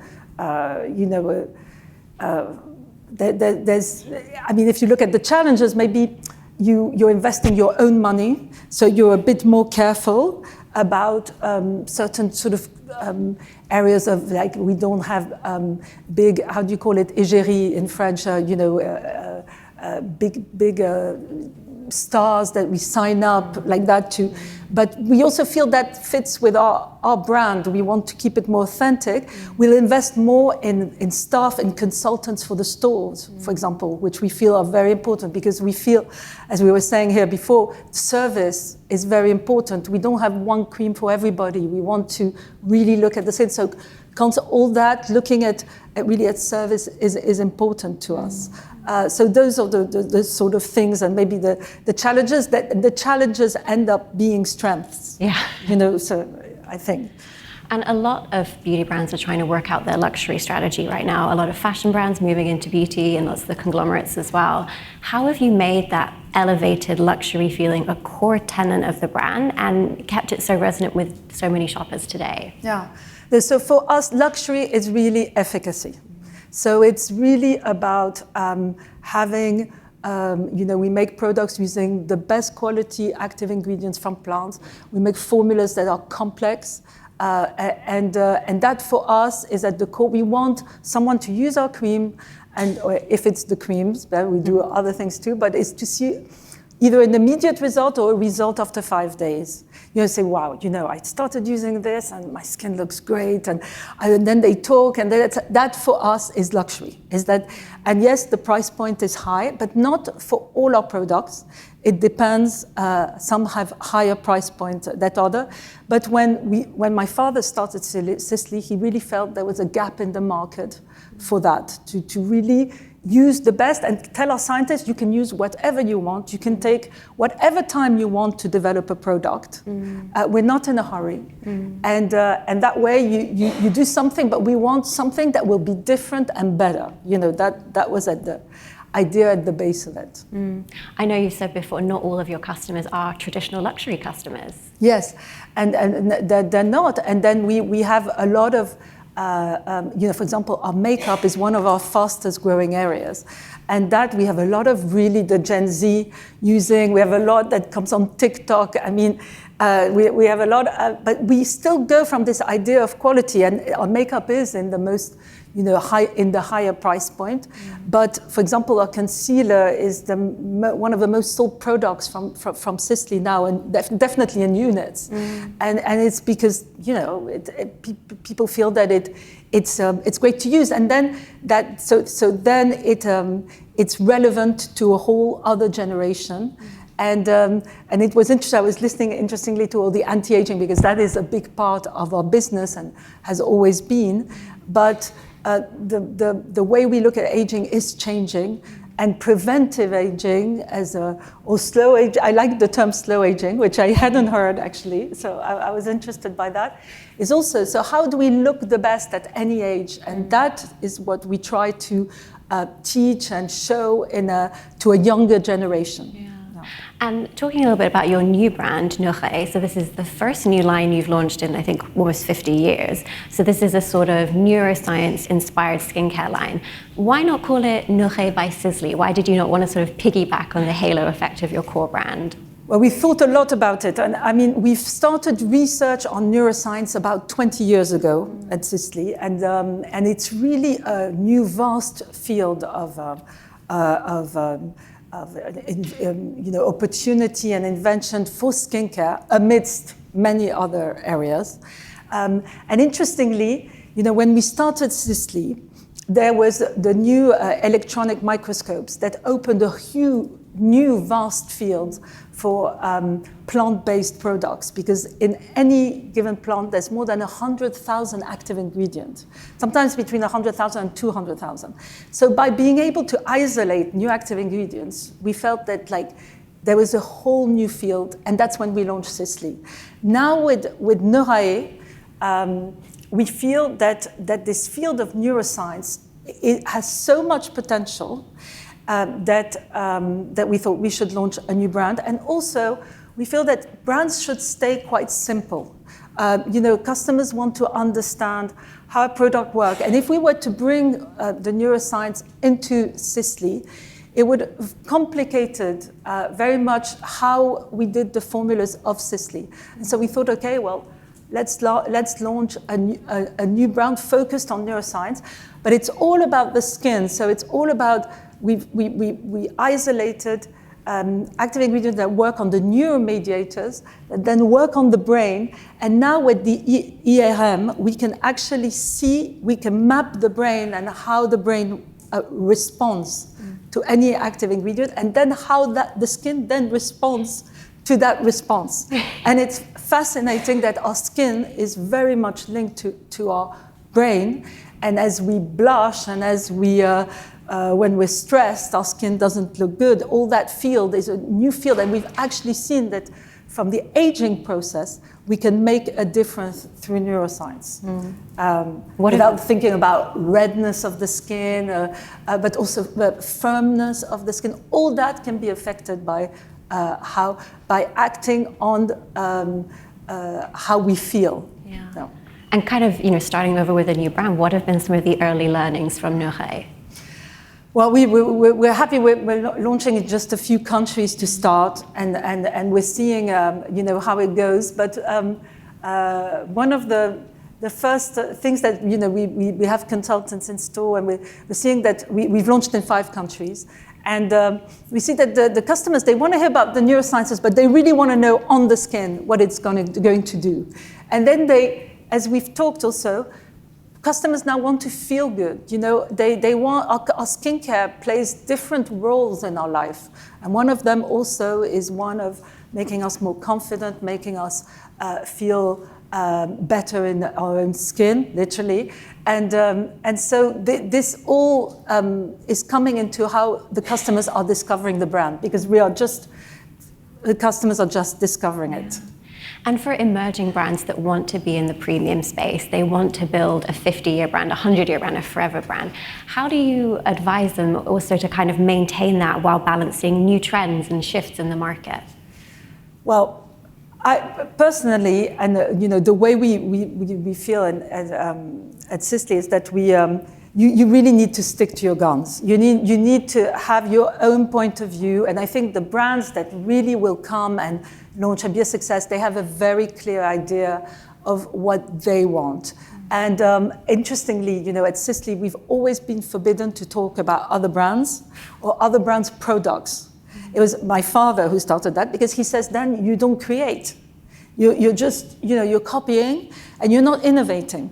And so I think that's really important. Usually when someone starts a brand is because they have something they feel they can't find, or something they feel that they have a particular need that's not met, or something like that. And that is what needs to be really looked into, and I think that's what makes the greater or new technologies, and that's what makes a new idea work. And finally, we see a lot of brands really sprinting in the race to get acquired. And of course, a big exit is very attractive. But there's a lot to be said for keeping power and decision-making power in-house. How do you kind of weigh those things up? How do you feel about it? I think it's not given to everyone. You can be a great creator, but as your brand grows, it requires other skills. You need great management. You need to be able to produce on a larger scale. You need to be able to train. You need to recruit, and that is not always. I've seen a lot of friends who were great entrepreneurs who then, as their company grew, told me, "Oh my God, I can't anymore. The more I sell, the more headache. It's not necessarily the same skill. So then then maybe it's better to sell part of a company to someone that can help you. But if you are able to do both, and if you are able to have those two skills, then of course it's amazing. And we are. And at Sisley, we're so happy to have this business. We're so proud of it. I feel very, very lucky to go to work every day, and my children don't work in it, but they're so proud too. So I think it's being able. It's this growth. The moments of growth, of big growth, are usually the moments where you are tempted to sell, or to take to have outside. And you also obviously need to be able to finance, but you can finance and keep control. I mean these are the other aspects. Thank you so much, Christine. Oh, great! It's very nice to be here. Thank you.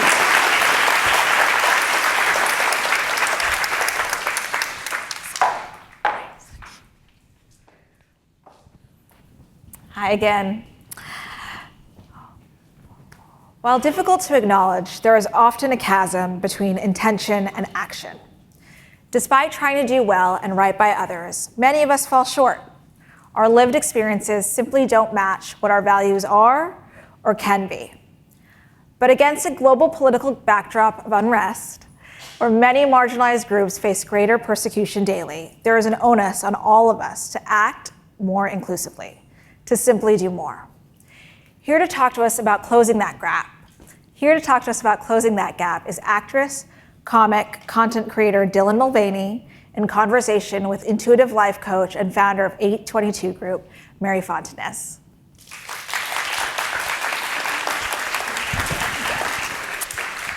Hi, everyone. Dylan. Hello, Maury. Hello. It's happening. All right, let's get right into it, shall we? Hell yeah. Can you tell us a little bit about your own journey with beauty? Sure. I think I started as a spectator, growing up watching my mom do her makeup as a little boy. And then sort of I remember in middle school and high school being like sort of that gay best friend watching the girls all get ready and you're sitting there, you know, on the bathtub, just taking it all in.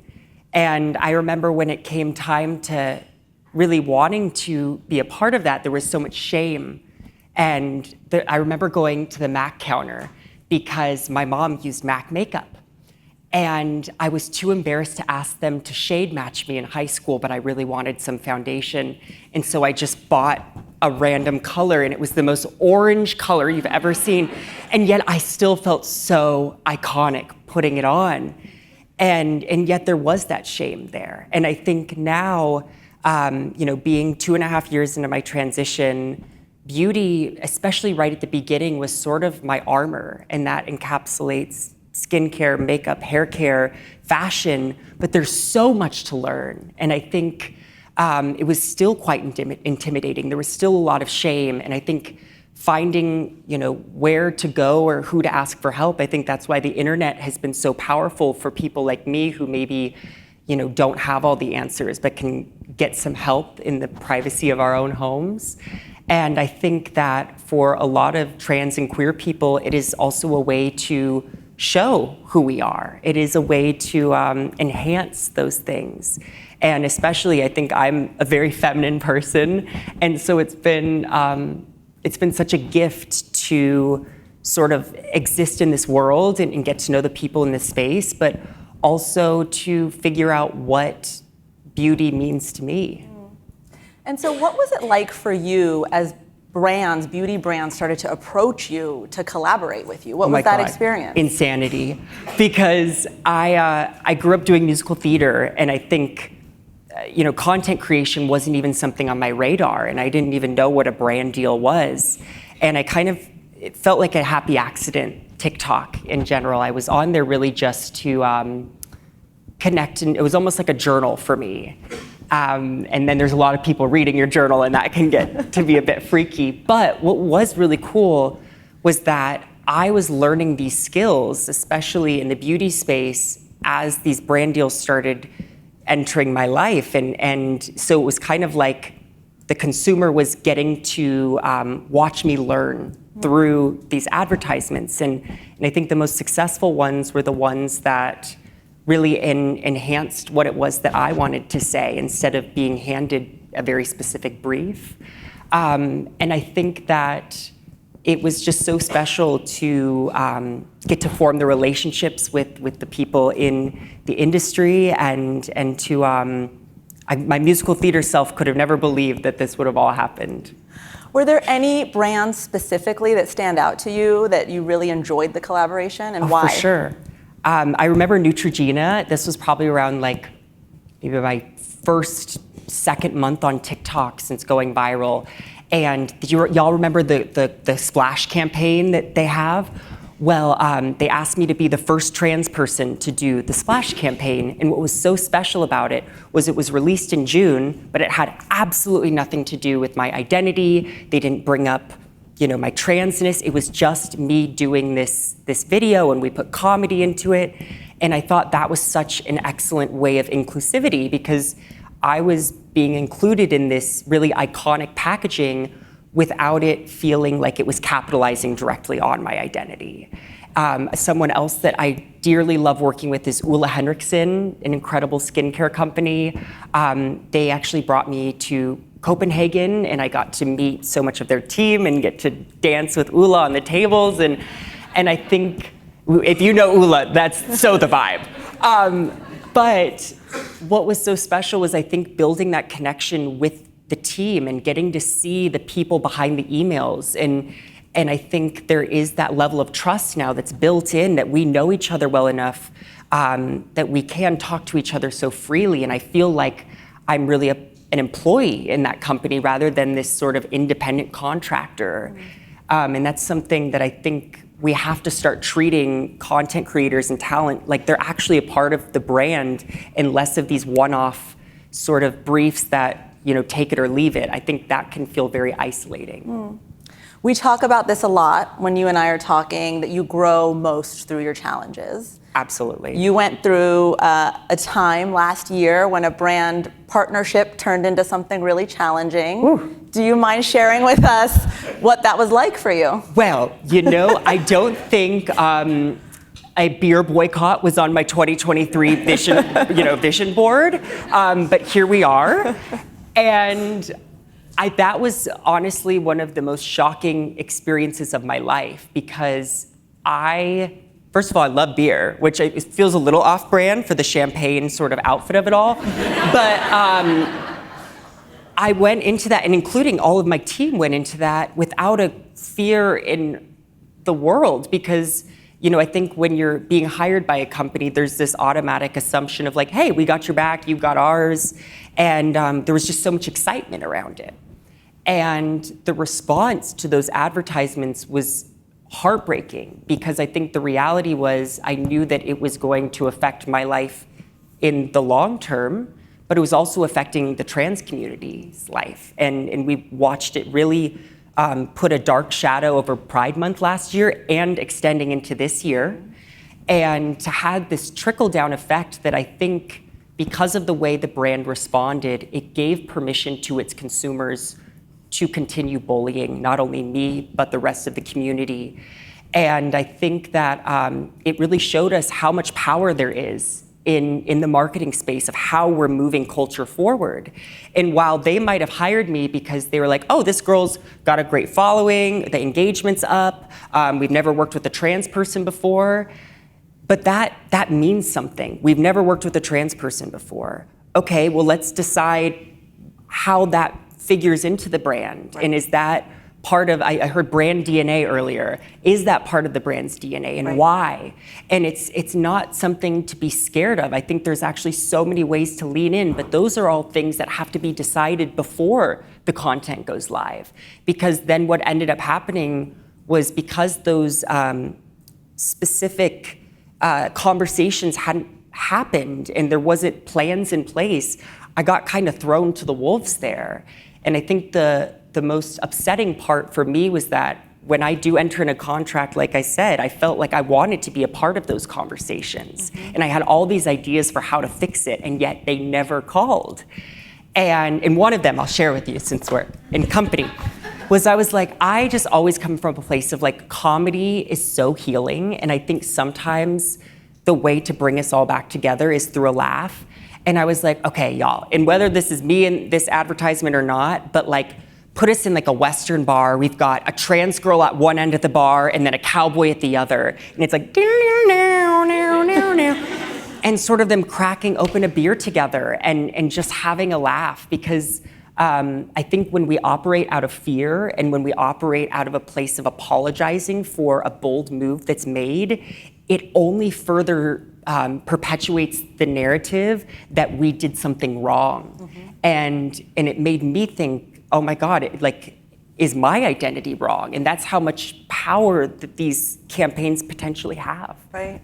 Did that experience teach you to look for anything specifically in your future brand partnerships? And what can people learn about what you're now looking for, what talent's looking for? Absolutely. I think for me, when I go now into a brand partnership, it's so crazy that there has to be I never thought in my contract there'd need to be, if this happens, this will follow, or if this happens, this will follow.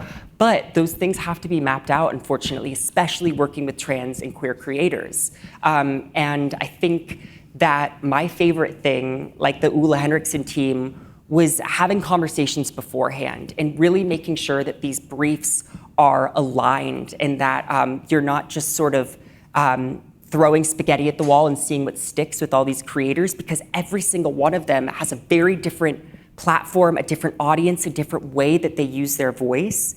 And I think brands really have to start choosing people over profit, which I think is so scary, because that you're like, how does that make any sense? We're here, we want to make money. Hell yeah, we do. But I think that the way that I know Gen Z, which I'm sort of on the cusp, millennial Gen Zer, but what I've picked up from them is that they know and they're watching and they remember. And these are going to be the consumers. They already are, the way that they're shopping and having their mom buy them something at Sephora that they might not need, but God, it looks good on their counter. I think that having those conversations as early as possible, and I know that this business works so fast and furiously, but I think if we just all took a little bit more time and a little bit more effort, especially when it comes to diverse talent, it will save us in the long run. Yeah, I'm really hearing you phrasing this as not being so transactional, but being a collaboration that really feels like a partnership. Yes. What do you think brands should be thinking about in terms of allyship for LGBTQ plus talent when they do want to partner? Well, I think we're in June and it still feels weird right now, to be honest. I think a lot of people are confused on how to show up and where does queerness and transness show up in the DNA of their brand. And I will say that marketing, even as a kid, had I seen a TikTok of a trans girl using makeup, that would have changed my life. And I think that there is so much power. I don't want anyone in this room to feel scared of working with someone like me or my peers, because there's a lot of young people out there that need to see diverse talent that represents them. But I think that we need to be willing to get messy, and I think we need to be willing to ask the hard questions. Because a lot of the times, at least I'll speak for myself, but I know a lot of my counterparts are very comfortable getting messy, getting in the mud, answering the hard questions, and brands are just really scared to do it right now. Right, so really backing up the actions even behind the partnership. Yes. Yeah.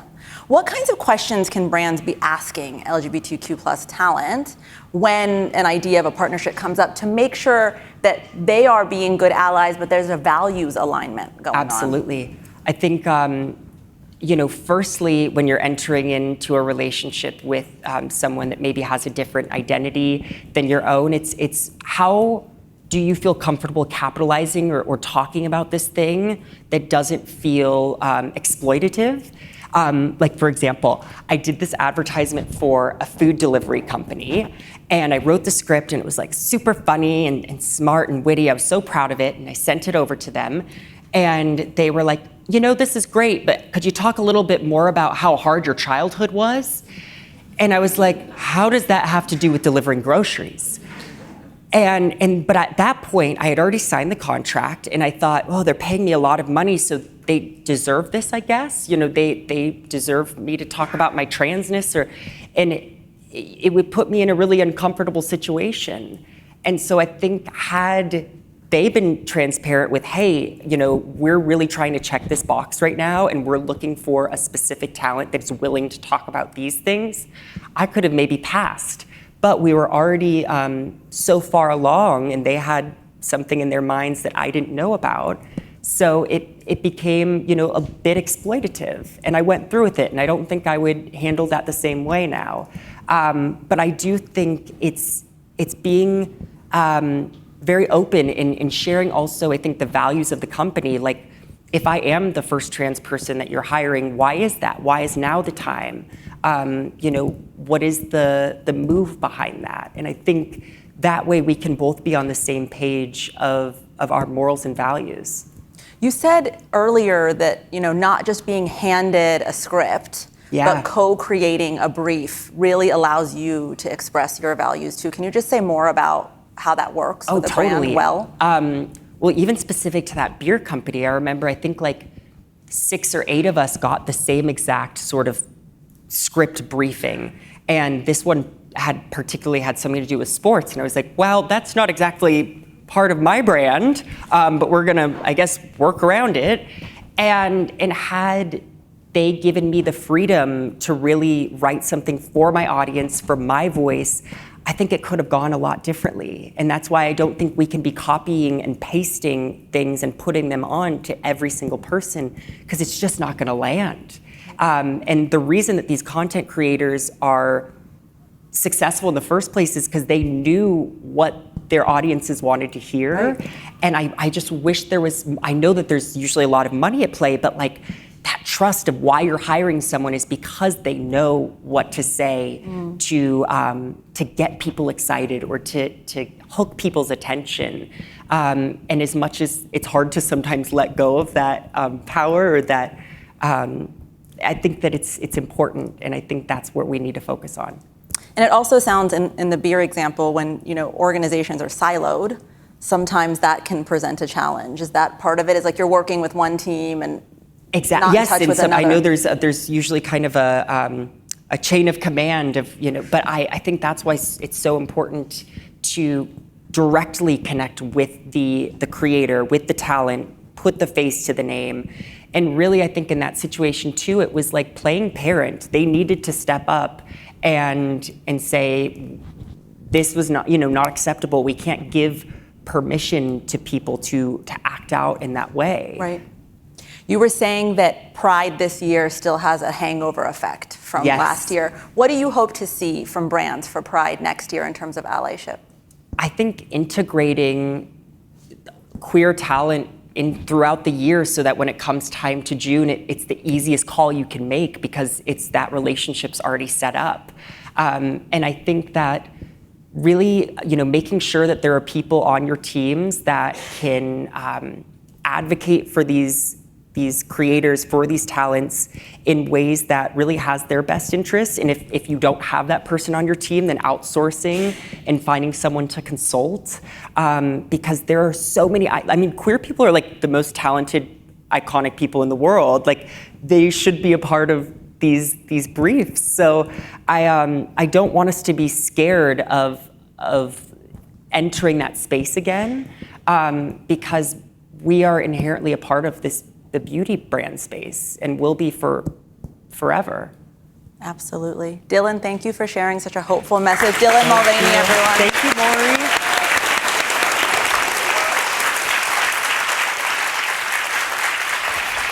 Love you.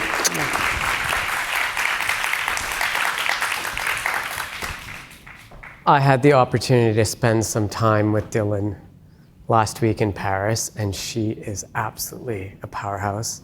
And if you can sneak away a moment with her over the next couple of days, I highly encourage you to seize it, because she'll blow your mind. So we have now arrived at a very important moment. We are excited to introduce you all to the 9 finalists for the first ever The Business of Beauty Global Awards. For every new beauty startup that succeeds, there are scores of others, maybe hundreds of others, who don't make it. It's not always fair, though. Sometimes it's not for lack of good ideas or business potential, but rather because sometimes these companies lack a global platform, or they have limited access to capital, or they can't find a pathway to connect with those all-powerful retailers. This is something that we at the Business of Fashion are seeking to change. Earlier this month, together with our editorial team from the Business of Beauty, we selected 9 founders from almost 100 applicants across 6 continents to join us here in Napa Valley. To whittle down that list further and select our winners, we called on some of the most respected experts in the industry, representing retail, investment, and entrepreneurship. Shauna Rondava, Senior Vice President of the Estee Lauder Company's New Incubation Ventures, Priya Venkatesh, Global Chief Merchandising Officer at Sephora, Hila Yang, Co-founder and CEO of Sol de Janeiro, and Robin Tsai, General Partner at VMG Partners. Last night here in Napa, Imran and I sat down with our all-star jury to talk to our 9 finalists about their business goals and their aspirations, and deliberated late into the night to select our winners, who will be revealed tomorrow evening at our farewell celebration and dinner. But they are all winners, because they are all...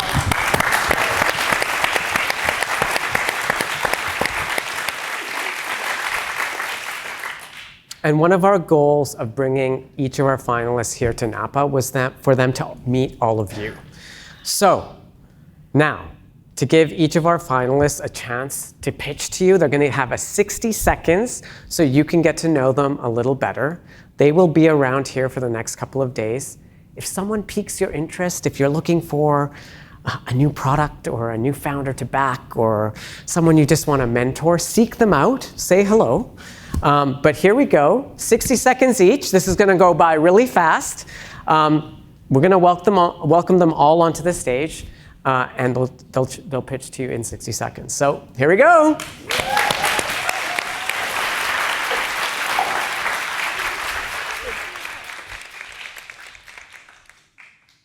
I guess I'm first. Hello, buenas tardes. My name is Sandra Velázquez, and I'm the founder of Nopalera, and I live in New York City.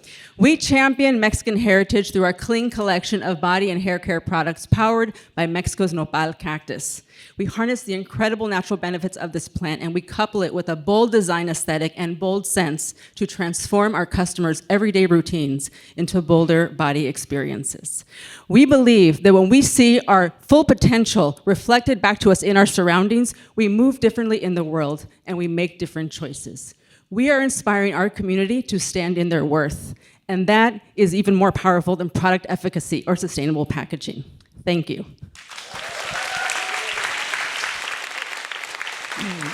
I'm Daniel Giles, and I'm the founder of Perfume Head based in Los Angeles. We are Perfume Head. We center and surround ourselves in scent. We seek it.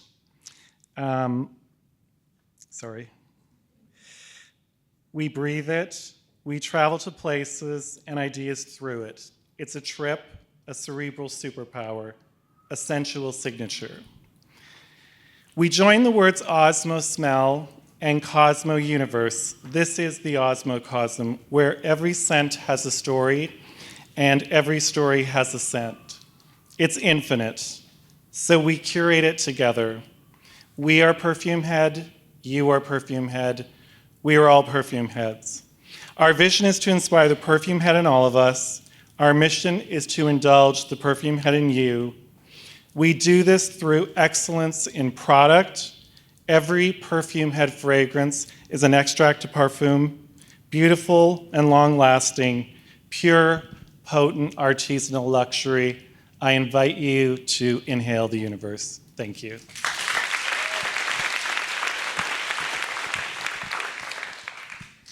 Hello, I'm Farah Homidi. I am the founder and CEO of Farah Homidi Beauty, based in New York. I am a makeup artist. I've been doing makeup for 25 plus years. I work in the fashion industry right now. I am behind shows such as Chloe, Ferragamo, Mugler, Coperni, the list goes on. My campaign, editorial, and runway work fully informs my products. I'm crazy about ingredients, texture, quality. Everything is custom designed, and I'm maniacal about every detail in my brand.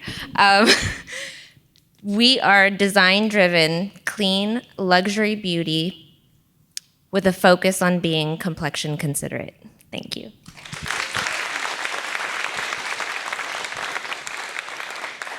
Hey everybody, how y'all doing? I was so excited to see Africa in the house. Yes. My name is Julian Otto. I'm the CEO and founder of Adjoa Beauty. Adjoa Beauty's mission is to create clean, effective products, salon quality products for our audience. At Adjoa Beauty, we put texture first. No one wants to admit just how kinky they are. Don't worry, we are too is our motto. I know, it's kind of cheeky. I kind of slid it in there. But Adjoa Beauty uses sustainable, high-quality products from Africa. Our key ingredients are sourced from West Africa, South Africa, where I'm from, the continent of Africa. And Adjoa Beauty means female born on a Monday. I wanted to merge the intersection of my identity in a clean, modern brand, modernizing the continent of Africa and the people of Africa for a texture hair care brand that encapsulates people with textured hair. Kinky, curly, coily, wavy. So thank you.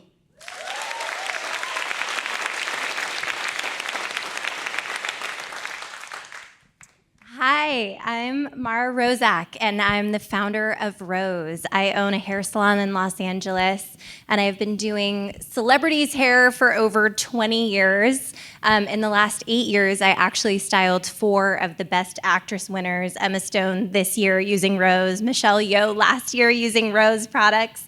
And so I really couldn't find high-performance, professional-grade hair styling products with an emphasis on styling or care that truly performed at that professional level that I needed.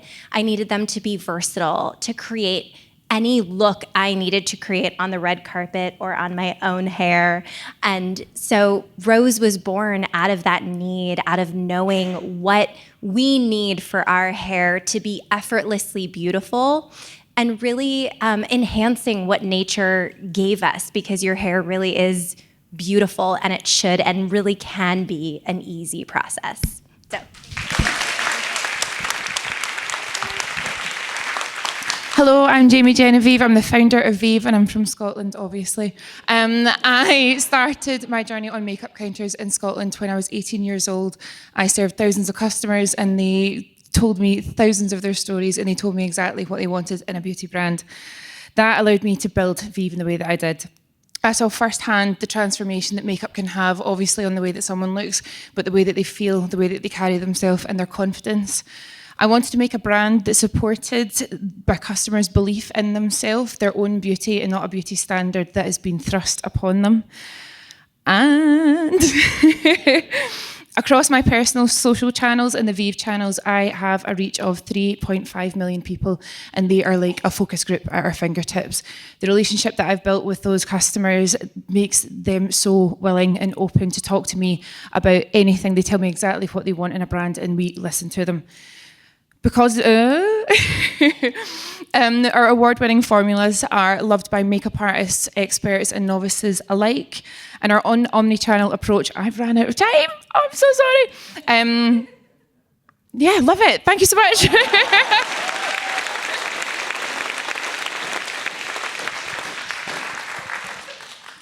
Hello, everyone. My name is Shamika, and I'm the founder of a brand called Dew. And this brand is a premium beauty brand from India. When you think of India, you think of Ayurveda. You think of adaptogens and amazing herbs and spices. And that's all true. But for decades, India's beauty consumption has largely been dictated by a lot of DIY rituals made in your kitchen, grandma's kitchen beauty recipes passed down through generations.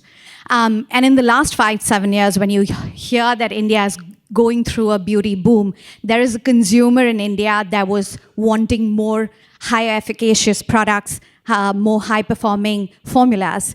And that's the gap that we saw in the market, and that's the kind of consumer we decided to build for. So Dew is 3.5 years old. We're a premium brand, and we decided to make creative products that silently demystified the aversion towards chemicals or biocompatible synthetic ingredients that the market had. It's been a good run so far, and we're lucky that our consumers love us, and probably that's one of the main reasons I've gotten the opportunity to be here today. Thank you so much. Hello, everybody. I'm Ryan. I'm the founder and CEO of Jolie, based in New York. Jolie is a beauty wellness company that purifies your water for better skin, hair, and health. We launched in January of 22. Our first year in business, we did $4 million. We got profitable in month 5. Our second year in business, which was last year, we did $28 million. And we're on track to do between $45 and $50 million this year. We've done that with no institutional capital, a full-time team of 3. So a little bit unique. We believe that filtering your shower water is essential to your beauty and wellness routine. And whether you have a 1-step routine or a 10-step routine, use drugstore brands or luxury products, filtering your water is really essential. Jolie is the creator of this new market. And to give you the context of the size of this market, there's 260 million residential shower heads in the US alone. Ultimately, we believe everybody will filter their shower water. And the market size is so big that filtering your water using a shower head will increase the size of the beauty industry at large. Thank you.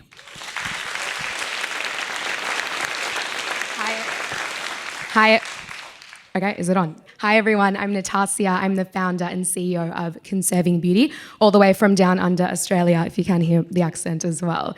I started my whole career in biochemistry, and I worked in the beauty industry for 10 years in ethical sourcing, product development, and supply chain. So I didn't actually set out to create a brand. I wanted to create solutions, skincare solutions that could give our skin real results, because that's why we all buy beauty products in the first place, but do it in a really innovative way so that we're not compromising our planet. And that's exactly where my brand was born. We unite the best of science, sustainability, and technology to create dissolving skincare products that are very unique and patented. Our products include the world's first and only dissolving makeup wipe, sheet mask, and pimple patch that leave no microplastics or waste behind. Pretty cool, I know, hope you get it, all try some soon. We were very, very honored and lucky to partner with some of the best beauty players in the game, some of which are sitting here today, Mecca and Space NK, very early in our journey, who really believed in us. So having the platform here today to meet so many of you who I've looked up to from so far away, and all my heroes and brilliant founders, is a really, really big honor, and I couldn't be more grateful to the Business of Fashion team. So yeah, hope I get to see you all over the next 2 days. Aren't they amazing?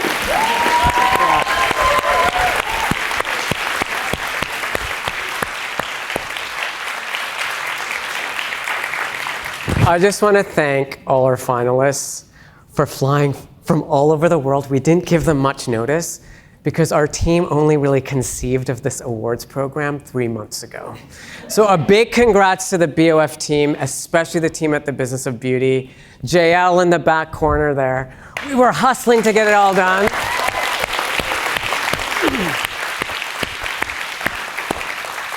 I think it was really worth all of that hard work. I know I pushed you guys all very hard on that, but the result of having you all here is just like, fills me with so much energy. I'm so excited. That brings us to the end of session 1. We'll see you tomorrow. Goodbye from Napa Valley.